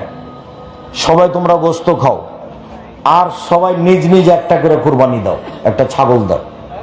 নিজের জন্য কুরবানি হতে হবে, বিনিময় জান্নাত। সম্মানিত দিনী ভাই বোন, বলছিলাম এরপরে হলো আপনার শাবানে একটানা 15 দিন সিয়াম। কেন? বাৎসরিক রিপোর্ট পেশ করা হয় শাবান মাসে। আর আমাদের নবী চাইতেন আমার রিপোর্টটা আল্লাহ সিয়াম অবস্থায় দেখো, আমার রিপোর্টটা আল্লাহ তুমি সিয়াম অবস্থায় দেখো। সাপ্তাহিক রিপোর্ট পেশ করা হয় বৃহস্পতিবার সোমবার। আমাদের নবী বৃহস্পতিবার সোমবার সিয়াম থাকতেন। এ আশায় যে সাপ্তাহিক রিপোর্টটা আমার দেখো, সিয়াম অবস্থায় দেখো, দেখো আমার রিপোর্টটা দেখো, আমি সিয়াম আছি, দেখো আমার রিপোর্টটা। আমাদের নবীর নিজের রিপোর্টটা আল্লাহর কাছে কি অবস্থায় দেখাতে চাইতেন? সিয়াম অবস্থায়। সাপ্তাহিক রিপোর্ট কোন কোন দিনে মানুষের পাপ নেকি পেশ করা হয়? বৃহস্পতিবার সোমবার। আমাদের নবী এই জন্য বৃহস্পতিবার সোমবার সিয়াম থাকতেন। বাৎসরিক রিপোর্ট কোন মাসে পেশ করা হয়? শাবান মাসে। আমাদের নবীর জানা ছিল না সেই দিন কোন দিন, যার কারণে শুধু রিপোর্ট ধরার জন্য একটানা 20-25 দিন সিয়াম থাকতেন। আয়েশা বলছেন পুরো শাবান, উম্মু সালমা বলছেন পুরো শাবান, 2-1টা বাদ, খালি রিপোর্ট ধরার জন্য। আর মুখে বলেছেন তোমরা একটানা 15 পর্যন্ত থাকো। কিভাবে কিভাবে ভারত, বাংলাদেশ, পাকিস্তানের আলেম ওলামা, যশোরের আলেম ওলামা জেনে নিলেন সেদিন 15 শাবান। কলকারখানা, অফিস আদালত, কোর্ট কাচারি, শিক্ষা প্রতিষ্ঠান সবকিছু বন্ধ করে রাতে গোসল করে আতর গোলাপ মেখে সিয়াম থাকেন। সম্মানিত দিনী ভাই বোন, অনুরোধ করছি আপনাকে, যারা আমার সামনে আছেন, অনলাইনে পৃথিবীর বিভিন্ন প্রান্তে অবস্থান করছেন, সময়ের গতিতে অবগত হবেন। আল্লাহর নবী শাবান মাসে বেশি বেশি সিয়াম থাকতেন কেন? রিপোর্ট ধরার জন্য। আমি একটু নবীর সুন্নাত পালন করলে হয় না? নবীর সুন্নাত পালন করলে হয়, হওয়া উচিত। প্রতি মাসে 3 দিন সিয়াম থাকলে, রামাজানের সিয়াম থাকলে সারা বছর সিয়াম পালন করা হয়। সারা বছর সিয়াম পদ্ধতি 2টা, সারা বছর সিয়াম পদ্ধতি 2টা। এক, প্রতি মাসে 3 দিন আর রমজান। 2, শাওয়ালের 6টে আর রমজান, সারা বছর সিয়াম। শাওয়ালের 6টে আর রমজান, সারা বছর সিয়াম। চলেন যাই এবার ধারাবাহিক বলি। একটানা 15 দিন। কোন মাসে? শাবান মাসে। মনে থাকবে না? এরপরে 2, একটানা 9 দিন। কোন মাসে? জিলহজ মাসে। 3, একটানা 6 দিন। কোন মাসে? শাওয়াল মাসে। এতে আমার দিনী বোনেরা চাঁপাইনবাবগঞ্জে যারা থাকে তারা কিছু ভুল বলেছে। সেটা হলো এই, তারা বলছে যে বুবু তোমার হাইজের কারণে যে রোজাগুলি ছুটে গেছে এগুলি তুমি আগে করে নাও, তারপরে শাওয়ালের করিও। এটা তার ভুল কথা। আল্লাহর নবী হাইজের কারণে যে রোজা ছুটে গেছে, সিয়াম ছুটে গেছে, এগুলো বাকি জীবন করার অনুমতি দিয়েছে। যেদিন পারবে সেদিন করবে, মরে গেলে গেছে। আয়েশা রাদিয়াল্লাহু তাআলা আনহা হাইজের কারণে ছুটে যাওয়া সিয়ামগুলি করতেন 10 মাস পরে আবার শাবান মাসে। কেন? তার একটা খেয়াল থাকতো যে আল্লাহর নবী শাবান মাসে বেশি বেশি সিয়াম থাকতেন, ওই সুবাদে আমি সিয়াম থেকে নিব, বাকি দিনে আমি সিয়াম থাকবো না। কেন? আল্লাহর নবী যদি আমাকে মানবিক প্রয়োজনে ডাকেন তখন আমি বলবো সিয়াম আছে, আমি এই কথা বলতে রাজি নই। আমি তার প্রয়োজন মিটাতে আমি বলবো আমি সিয়াম আছি, এই কথা আমি বলতে রাজি নই। অতএব আমার হাইজের কারণে যে সিয়াম ছুটে গেছে এগুলো আমি কোন মাসে গিয়ে করব? সামনে মাসের শাবান মাসে, 10 মাস পরে, 10-11 মাস পরে। আর মহিলা বৈঠকে চাঁপাইনবাবগঞ্জে কিভাবে বললো, বুবু তোমার হাইজের রোজা আগে করে নিও বুবু, ওগুলো ফরজ রোজা বুবু, শাওয়ালের গুলো নফল। এমনি কথা, বুবুর সব কথা নাকি বোখারিতে। আর এটা তো যশোর দিনী বোন। আমি তো আগে একটা কথা বলতে ভুলে গেছি, সব মনে হয় গেছেন। একদিন খুলনাতে যখন প্রথমে এসেছিলাম তখন এভাবে বক্তব্য দিয়েছি, তো মহিলারা বলছে যে বক্তব্য দেয় না কেন, খালি কথা বলছে কেন? তো বক্তব্য মানে কণ্ঠস্বর, বক্তব্য মানে কণ্ঠস্বর। 1-1 ঘন্টা যখন হয়েছে, কণ্ঠ যখন হয়নি, তখন মহিলারা বলছে চলো যাই, আজকার বক্তব্য দিবে না। তো ওদের ধারণা যে বক্তব্য মানে কি কণ্ঠস্বরে, কণ্ঠস্বরে যে বক্তব্য দেওয়াই জায়েজ নয় সেটা তো আর জানে না। আল্লাহ নবী জীবনে কোনোদিন কণ্ঠস্বরে বক্তব্য দেননি। তার বক্তব্যের গতি দেখবেন, খাতাবা, যখন তিনি বক্তব্য দিতেন অহমার তাইনাহু, তার 2 চোখ লাল হয়ে যেত, অস্তাদা গাজাহু, রাগ বেশি হয়ে যেত, ওয়ালা সাউতুহু, কণ্ঠ উঁচু হয়ে যেত, কান্নাহু মনজুর যায়, যেন তিনি সৈন্য দলকে ধমক দেখাচ্ছেন, এই করতে হবে সে করতে হবে। এটাই ছিল তার বক্তব্যের গতি। সেটা হুজুরেরা এরকম করে দিয়েছে। পৃথিবীর মানুষ মনে রেখো, আমার উম্মতের উপরে আমার আশঙ্কা পোষণ করে গেলাম। 1, আলেম ওলামা ধর্ম বিকৃত করবে, ধর্ম বেচা খাবে। 2, আমার উম্মত মূর্তি পূজা করবে। 3, আমার উম্মত হিন্দুদের সাথে মিশে যাবে। পৃথিবীর মানুষ শুনে রেখো, আফসোস করে বলে গেলাম, আমার উম্মত ইহুদি খ্রিস্টানদের সাথে মিশে যাবে। ডান হাতের বিঘত যেমন বাম হাতের সমান, সমান সমান মিশে যাবে। ডান পায়ের জুতা যেমন বাম পায়ের সমান, সমান সমান মিশে যাবে। ইহুদি খ্রিস্টান যদি মায়ের সাথে জেনা করে থাকে, আমার উম্মত তাদের সাথে মিল দিতে গিয়ে মায়ের সাথে জেনা করবে। আমি আশঙ্কা পোষণ করে গেলাম জাতির সামনে। এই কথা মুহাম্মদ সাল্লাল্লাহু আলাইহি সাল্লাম বলেন। চলাতে ফিরাতে, খাওয়াতে, পোশাকে, আশাকে, গাড়িতে, কোন জায়গাতে তার সাথে যেন মিল না খাই চেষ্টা করতে হবে। ও বামাতে ধরবে। শোনেন 1 মিনিট, কিভাবে আরবিরা সবচেয়ে বেশি মিস খাবে ওদের সাথে, আরবিরা মিল দিবে ওদের সাথে বেশি। 1 মিনিট, কয়েকদিন বলেছি যে আমি মিশরে গিয়ে ওই ফিলিস্তিনিদের ত্রাণ দিচ্ছিলাম। অনেক মহিলা পুরুষ উপস্থিত হয়েছে, কেউ বোরখা পরে আছে মহিলা, কেউ প্যান্ট পরে আছে, কেউ বোরখা পরে আছে, কেউ এরকমই আছে। তো আমি ত্রাণ দিচ্ছি এইভাবে, তো সবাই বাম হাতে নিচ্ছে, সবাই বাম হাতে নিচ্ছে। তো তো 5 মিনিট পরে আমি দেওয়া বন্ধ করলাম, দিয়ে আমি ওদের সামনে ডান হাত কি আর বাম হাত কি বক্তব্য শোনালাম। ডান হাত ভালো কাজের জন্য, বাম হাত পেশাব পায়খানার জন্য। তো আমি যখন বললাম তখন আমার মনে হলো যে ওরা আমার চেয়ে বেশি বুঝেছে। কেন? আরবি ভাষার মানুষ তারা, আর তারা হলো আসল আরবি। সব নবীর কবর হলো ফিলিস্তিনে, আরব দেশে আরবি পরে আর ফিলিস্তিনে আরবি আগে। তো ওদের মুখ দেখে মনে হলো আমার ভাষা খুব ভালো বুঝেছে। এবার যখন আমি ত্রাণ দিলাম তখন বাম হাতেই নিল। বলেন তো কেন? অভ্যাস, অভ্যাস, মানুষ অভ্যাসের দাস। 5 মিনিট বক্তব্য দেওয়ার পরে আমি বুঝলাম আমার ভাষাও তারা বেশি বুঝেছে। কেন? এটা আরবি, তারা হলো মূল আরবি। এবার 5 মিনিট পরে যখন আবার ত্রাণ দেওয়া শুরু করলাম, কোন হাতে নিল? বাম হাতে নিল। কেন? অভ্যাস। নির্দ্বিধায়, এনারা তো সমাজে বসে, মানুষ নির্দ্বিধায় বাম হাতে চা খাচ্ছে, হিসাবই করে না। বাম হাতে পানি খাচ্ছে, গল্প করছে, বাম হাতে খাচ্ছে। তার মানে জীবিকা নির্বাহ পশু প্রাণীর মতো, গরু ছাগলের মতো। কে দাম দিবে ধর্মের? ধর্ম একজনের কথাতে চলে, যার নাম মুহাম্মদ সাল্লাল্লাহু আলাইহি সাল্লাম। পৃথিবীতে কার কথা চলে না আদর্শে নিয়মে, শুধুমাত্র একজনের কথা চলে, যার নাম মুহাম্মদ সাল্লাল্লাহু আলাইহি সাল্লাম।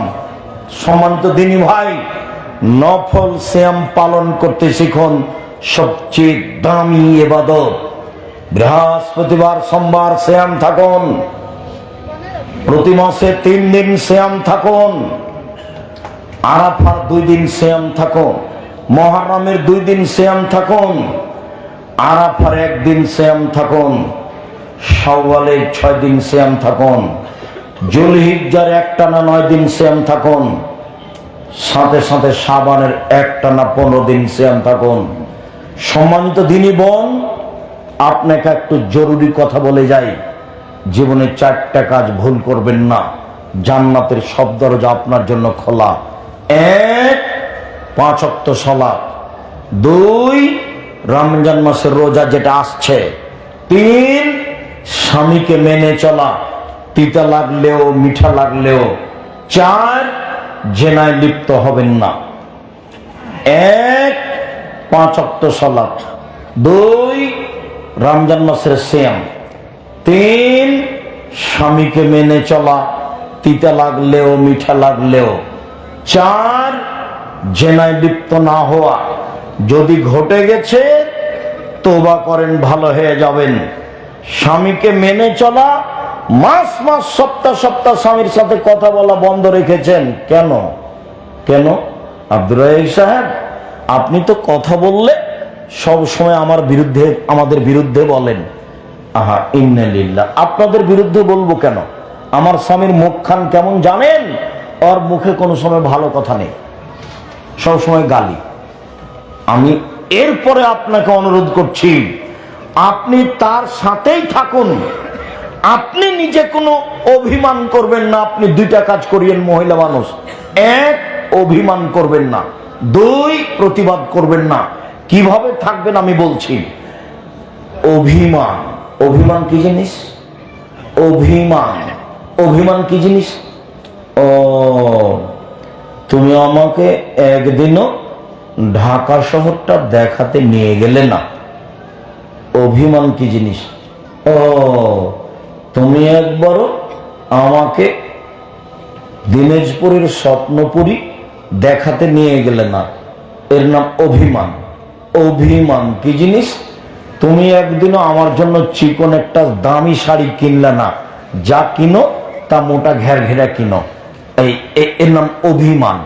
যখন আপনি অভিমান করবেন আর যখন পূরণ হবে না, তখন শয়তান আপনাকে বলবে, এ দেখ তোর স্বামী কথা মানে না, এ দেখ তোর স্বামী কথা মানে, ওর সাথে থাকবি, ওর সাথে থাকবি, ওর সাথে থাকিস না। তখন আপনি বলেন, তোমার সাথে সংসার করব না, তুমি আমার কোনো কথা মানো না, সংসার করবি না তো যা, তুমি তালাক দিয়ে দাও, তালাক দিয়ে দাও, তোমার বাড়িতে একদিনও থাকবো না, তালাক দাও না, তালাক। আচ্ছা ঠিক আছে, যা, 100 তালাক, 1 তালাক, 1000 তালাক দিলাম, যা। যেমন তালাক দেওয়া শেষ হয়েছে তেমন শয়তান আর নেই। ইন্না লিল্লাহি ওয়া ইন্না ইলাইহি রাজিউন। তিনটা ছেলে মেয়ে আছে, যে তিনটা যে ছেলে মেয়ে, এখন কি করা যায়? এখন কিন্তু আর শয়তান নেই, শয়তান চলে গেছে। এখন তো বলে যে এক রাতের জন্য বিবাহ দিতে হবে। এটাই কি কম হলো? এটাও তো কম হলো না। তো বাঁচার পথ দেখো, আব্দুর রাজ্জাক বিন ইউসুফকে বলে দেখো, আসলে এক বৈঠকে 1000 তালাক দিলে এক তালাকই হয়, এক তালাক হয়েছে, সংসার করে। কত ঝামেলা, কত কি। জীবনে বউকে দুটো মারবেন, তালাক মুখ দিয়ে উচ্চারণ করবেন না।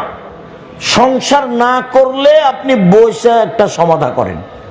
তালাক যদি মুখে বলেন তার কি সংসার সমাধার সুযোগ আছে? বৈঠকের সুযোগ আছে? সব গেছে। দুটা মারেন, তালাক শব্দ মুখে ব্যবহার করবেন না। যদি নাই চলে তাহলে গ্রামবাসী বসে, বাপ চাচারা বসে সমাধা করে দিবে। কিন্তু তোমার সমাধার তো সুযোগই নেই। তুমি তো কথায় কথায় তালাকের কথা বলেছ। শয়তান বলিয়ে নিচ্ছে, শয়তান বলিয়ে নিচ্ছে। অভিমান করবেন না। মহিলা মানুষ, আপনি শোনেন, আপনি আমার দিনী মন, এভাবে সংসার করেন। শোনেন, আমি যশোরের গ্রামের মেয়ে, লবণ ভাতে খুশি। যেভাবে আপনি খুশি সেভাবে আমি খুশি। যাতে আপনি খুশি আমিও তাতেই খুশি। চিকন কাপড়ে আপনি খুশি আমিও খুশি, মোটা কাপড়ে আপনি খুশি আমিও খুশি। আমার পক্ষ থেকে কোনো প্রকার অভিমান থাকিবে না, আপত্তি থাকিবে না। আপনার সাথে সংসার করে আপনার দুই পায়ের নিচে সেবা করে দুনিয়া থেকে বিদায় নিতে চাই। আমি অন্য কোনো আপত্তি করে সংসার করতে চাই না। এখন শয়তান কি করবে বলেন তো? চুপটি মেরে চলে যাবে। ও তো আর তো কোনো কাজ নাই। শয়তানের কাজ কিন্তু হিন্দুদের কাছে নেই, ওখানে তার কিছু করার নেই। কেন? ও জীবন বাজি রেখে বলেছে আল্লাহর সামনে, আমি আদম সন্তানকে জাহান্নামে নিয়ে যাব যাব যাব। তোমার সম্মানের কসম আল্লাহ, তোমার ইজ্জতের কসম, তোমার মর্যাদার কসম, আদমের ছেলে মেয়ে জান্নাতে কিভাবে যায় তা আমি দেখে ছেড়ে দিব। এ কথা ইবলিস বলছে আল্লাহর সামনে। আর বলার সময় বলছে, রব্বি, হে আমার প্রতিপালক, তোমার সম্মানের কসম, ইবলিস বলছে, তোমার ইজ্জতের কসম, তোমার মর্যাদার কসম, আদমের ছেলে মেয়ে কিভাবে জান্নাতে যায় তা আমি দেখে ছেড়ে দেব। আমি একাই জাহান্নামে যাব? আদমের ছেলে মেয়েকে নিয়ে যাব। স্কুল কলেজে শয়তানের তেমন কাজ নেই, মাদ্রাসাতে বেশি কাজ। এটা তো মাদ্রাসাতে পড়লে ছেলেরা বেশি দুষ্ট হয়ে যাচ্ছে। সব সময় শয়তান গুতাই। যদি মাওলানা সাহেবরা দেখতে পেতেন মাদ্রাসাতে কত শয়তান আছে, তাহলে অজ্ঞান হয়ে পড়ে যেত। হিন্দুদের কাছে শয়তানের কোনো কাজ নাই। ওখানে কি করবে ও তো জাহান্নামে যাবেই ওরা। ইহুদিদের কাছে কোনো কাজ নেই, খ্রিস্টানের কাছে কোনো কাজ নেই। তাহলে পৃথিবীর কোটি কোটি মানুষের কাছে তার কোনো কাজ নেই। আবার যারা কাদিয়ানি তাদের কাছে কোনো কাজ নেই। আবার যারা শিয়া তাদের কাছে কোনো কাজ নেই। আবার যারা আকীদাগতভাবে মার খেয়ে গেছে তাদের পাপ নাকি ওজন হবে না, ওদের কাছে কোনো কাজ নাই। এবার ধর্মের ব্যাপারে যত বেশি কাছাকাছি আছে শয়তানের কাজ তত সেখানে। তা আপনারা দুইজন স্বামী স্ত্রী ভালোভাবে সংসার করতে চাচ্ছেন, খালি শয়তান গোতাই, খালি শয়তান গোতাই, কোনো কথা নেই। এমনিতেই স্বামী স্ত্রী দুইজন কথা বলছিল, কত সুন্দর টকটকা হ্যাঁ ঘরে বসে গল্প করছিল। তো স্ত্রী গেছে চুলার দিকে রান্না করতে, তো স্বামীও পিছে পিছে গেছে ভালোবাসার তাগিদে। তো রান্নাঘর থেকে যখন কাজ করা শুরু করেছে তখন চট করে স্বামী বলছে, আচ্ছা তুমি আমার আম্মাকে এইভাবে বললে কেন? কথাটা কি বললাম তোমার মাকে? যে এইভাবে বললে। হ্যাঁ, তোমার মা আমাকে গালি দেয়, এই করে সেই করে। আমার মা গালি দেয় মানে? রাগ করে বলছো কেন? রাগ করে বলবো না তো কি, তোমার মা আমাকে এই সময় গালি দিয়েছে। তুই যা যা, তুই যা, তোকে রাখবো না বাড়িতে, তুই যা, আমাকে তালাক দিয়ে দিয়ে যাবো না। দেখেন 1 মিনিটের মধ্যে হয়ে গেছে সব, 1 মিনিটের মধ্যে। এগুলো শয়তান করাচ্ছে।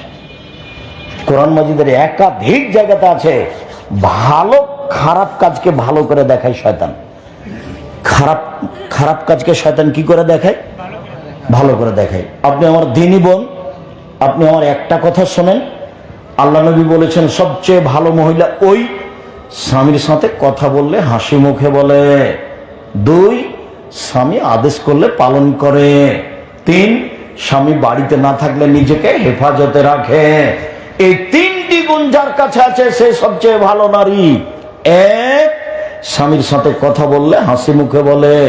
দুই, স্বামী আদেশ করলে পালন করে। তিন, স্বামী বাড়িতে না থাকলে নিজেকে হেফাজতে রাখে। রাসূল সাল্লাল্লাহু আলাইহি ওয়াসাল্লাম বলেন, চারটা জিনিস আছে যার সবকিছু আছে তার। চারটা জিনিস আছে যার সবকিছু আছে তার। এক, ভালো স্ত্রী। দুই, ভালো প্রতিবেশী। তিন, ভালো একটা গাড়ি যার চাকা নষ্ট হয় না। ভালো একটা গাড়ি যার চেন পড়ে না। ভালো একটা গরুর গাড়ি যার 60টা গাড়ি টানতে গিয়ে শুয়ে যায় না। ভালো গাড়ি। আল্লাহ নবীর মুখের ভাষা আমি নকল করছি। চার, প্রশস্ত ঘর। ঘরটা একটু ছোট ছোট রুম বানাবেন না, একটু বড় বড় রুম বানাবেন। মেহমান রুমটা বড় করে বানাবেন। আর সব সময় আপনি আপনার বাপের স্বভাবে ফিরে যাবেন, আর আপনার বউকে আপনার মায়ের স্বভাবে ফিরে যেতে হবে। এটা কি আপনারা একসাথ? কেন? শতদিন বলেছি, আপনার বাপের স্বভাব ছিল এসব সালাত আদায় করে যখন বাড়িতে যেত তখন মসজিদে ডান দিকে বাম দিকে দেখতো। কি খবর মুরব্বী, বাড়ি কোথায়? বাড়ি ফরিদপুর। ফরিদপুর কোথায়? ভাঙা। ও, রাতে খেয়েছেন? জি না। চলেন চলেন আমার সাথে চলেন। এটা কার স্বভাব ছিল? বাপের স্বভাব। আপনাকে তাই করতে হবে। মায়ের স্বভাব, ঢেঁকিতে ধান ভেঙে জাঁতায় আটা পিষে 16 জন মানুষের ভাত রেডি করত। আপনারা ছিলেন 10 ভাই বোন, 12 ভাই বোন। কিষান কামলা ছিল 2 জন। আর আপনার বাপ ফকির ধরে নিচ্ছে 2টে। আর আপনার বাপ মা এই 16-18 জনের ভাত রান্না করতে আপনার মা ঢেঁকিতে ধান ভেঙে। কোনো সমস্যা হয়নি। আর আপনার স্ত্রী যেখানে রান্না করে সেখানে ফ্রিজ আছে, গ্যাসের চুলহা আছে। তো রাত 10টার সময় আমাকে নিয়ে গেছেন, খালেদা একটু উঠো তো, মৌলানা আব্দুল রাজ্জাক সাহেব আমার বন্ধু মানুষ, একটু খানা পানি একটু রেডি করো। হ্যাঁ, তুমি রাতে মেহমান নিয়ে এসেছো, এসব করার জায়গা পাও না। এই বউকে ভালো পরামর্শ দেন, যদি না শুনে মায়ের মতো যদি ফিরে না যায় বউ তালাক দিতে হবে। বউ তালাক দিতে আমি আদেশ করিনি, তবে এই বউ চলবে না। আর বাড়িতে ফকির মিসকিন আসতে হবে। বাড়ি থেকে বের হলে খুচরা টাকা নিয়ে বের হবেন। ফকির আসলে মাফ করেন এই স্বভাব বাদ দিতে হবে। 5 টাকা 10 টাকা গাড়ি যার আছে গাড়ির ড্রাইভারকে বলে দেন, এই 500 টাকা খুচরা রাখো, যত ফকির আসবে 10 টাকা দিয়ে দিবা, 10 টাকা দিয়ে দিবা। 1000 টাকার নোট পকেটে আছে, ফকির এসে যখন কি বলছে, মাফ কর। এই স্বভাব বাদ। আপনাকে ফিরে যেতে হবে আপনার বাপের স্বভাবে, আপনার বউকে ফিরে যেতে হবে আপনার মায়ের স্বভাবে। 150 চাল রান্না করবেন, 150। আপনার মা 3 কেজি চাল রান্না করতেন, আপনি হাফ কেজি 1 কেজি করবেন। ফকিরে খাবে, গরু ছাগলে খাবে, আপনারা খাবেন। আর যদি 150 চাল রান্না করেন আর দুপুরে যদি মেহমান আসে, তাহলে স্ত্রী বলবে কি করবে, চানাচুর দিয়ে বিস্কুট দিয়ে বিদায় করে দাও, চানাচুর দিয়ে বিস্কুট দিয়ে বিদায় করে দাও। ভাইজান এরকম হয় না? এরকম হয়। এই স্বভাব বাদ দিতে হবে। বাপের স্বভাবে ফিরে যেতে হবে। ফকির মিসকিনকে মূল্যায়ন করতে হবে। সম্মানিত দিনী ভাই বোন, নফল সেম রাখার জন্য আন্তরিকভাবে অনুরোধ জানিয়ে আমার দিনী বোনদেরকে খুব শক্ত হওয়ার, স্বামীর সাথে ভালোবাসা দিয়ে সংসার করার অনুরোধ জানিয়ে, 5 ওয়াক্ত সালাত আদায় করার অনুরোধ জানিয়ে, আর যে কোনো মূল্যে রাত 10টায় ঘুমিয়ে যেতে হবে। রাত 3টা 4টায় উঠতেই হবে। কেন? উনি সপ্তম আকাশ থেকে কোথায় নেমে এসেছেন? প্রথম আকাশে নেমে এসেছেন আমার জন্য, শুধু আমার জন্য নেমে এসেছেন, শুধু আপনার জন্য নেমে এসেছেন। আপনাকে এটা হিসাব করতেই হবে। এই অনুরোধ জানিয়ে আব্দুল্লাহর বই পুস্তক আছে ফিলিস্তিন, আব্দুল্লাহর বক্তব্য দেখেন, সাথে সাথে আব্দুল্লাহর মিন্নাতুল বারি, বুখারীর ব্যতিক্রম ব্যাখ্যা, এই বইগুলি আছে। আমার উপদেশ বইটা আছে, আরো কি কি বই আছে, বইগুলি সংগ্রহ করুন। এগুলো আমাদের মুখের বক্তব্য যত কাজ করে, ওগুলো তার চেয়ে বেশি কাজ করে। মিডিয়া তার চেয়ে বেশি কাজ করে। কেননা আমরা যেখানে যেতে পারি না, বই সেখানে যেতে পারে, মিডিয়া সেখানে যেতে পারে।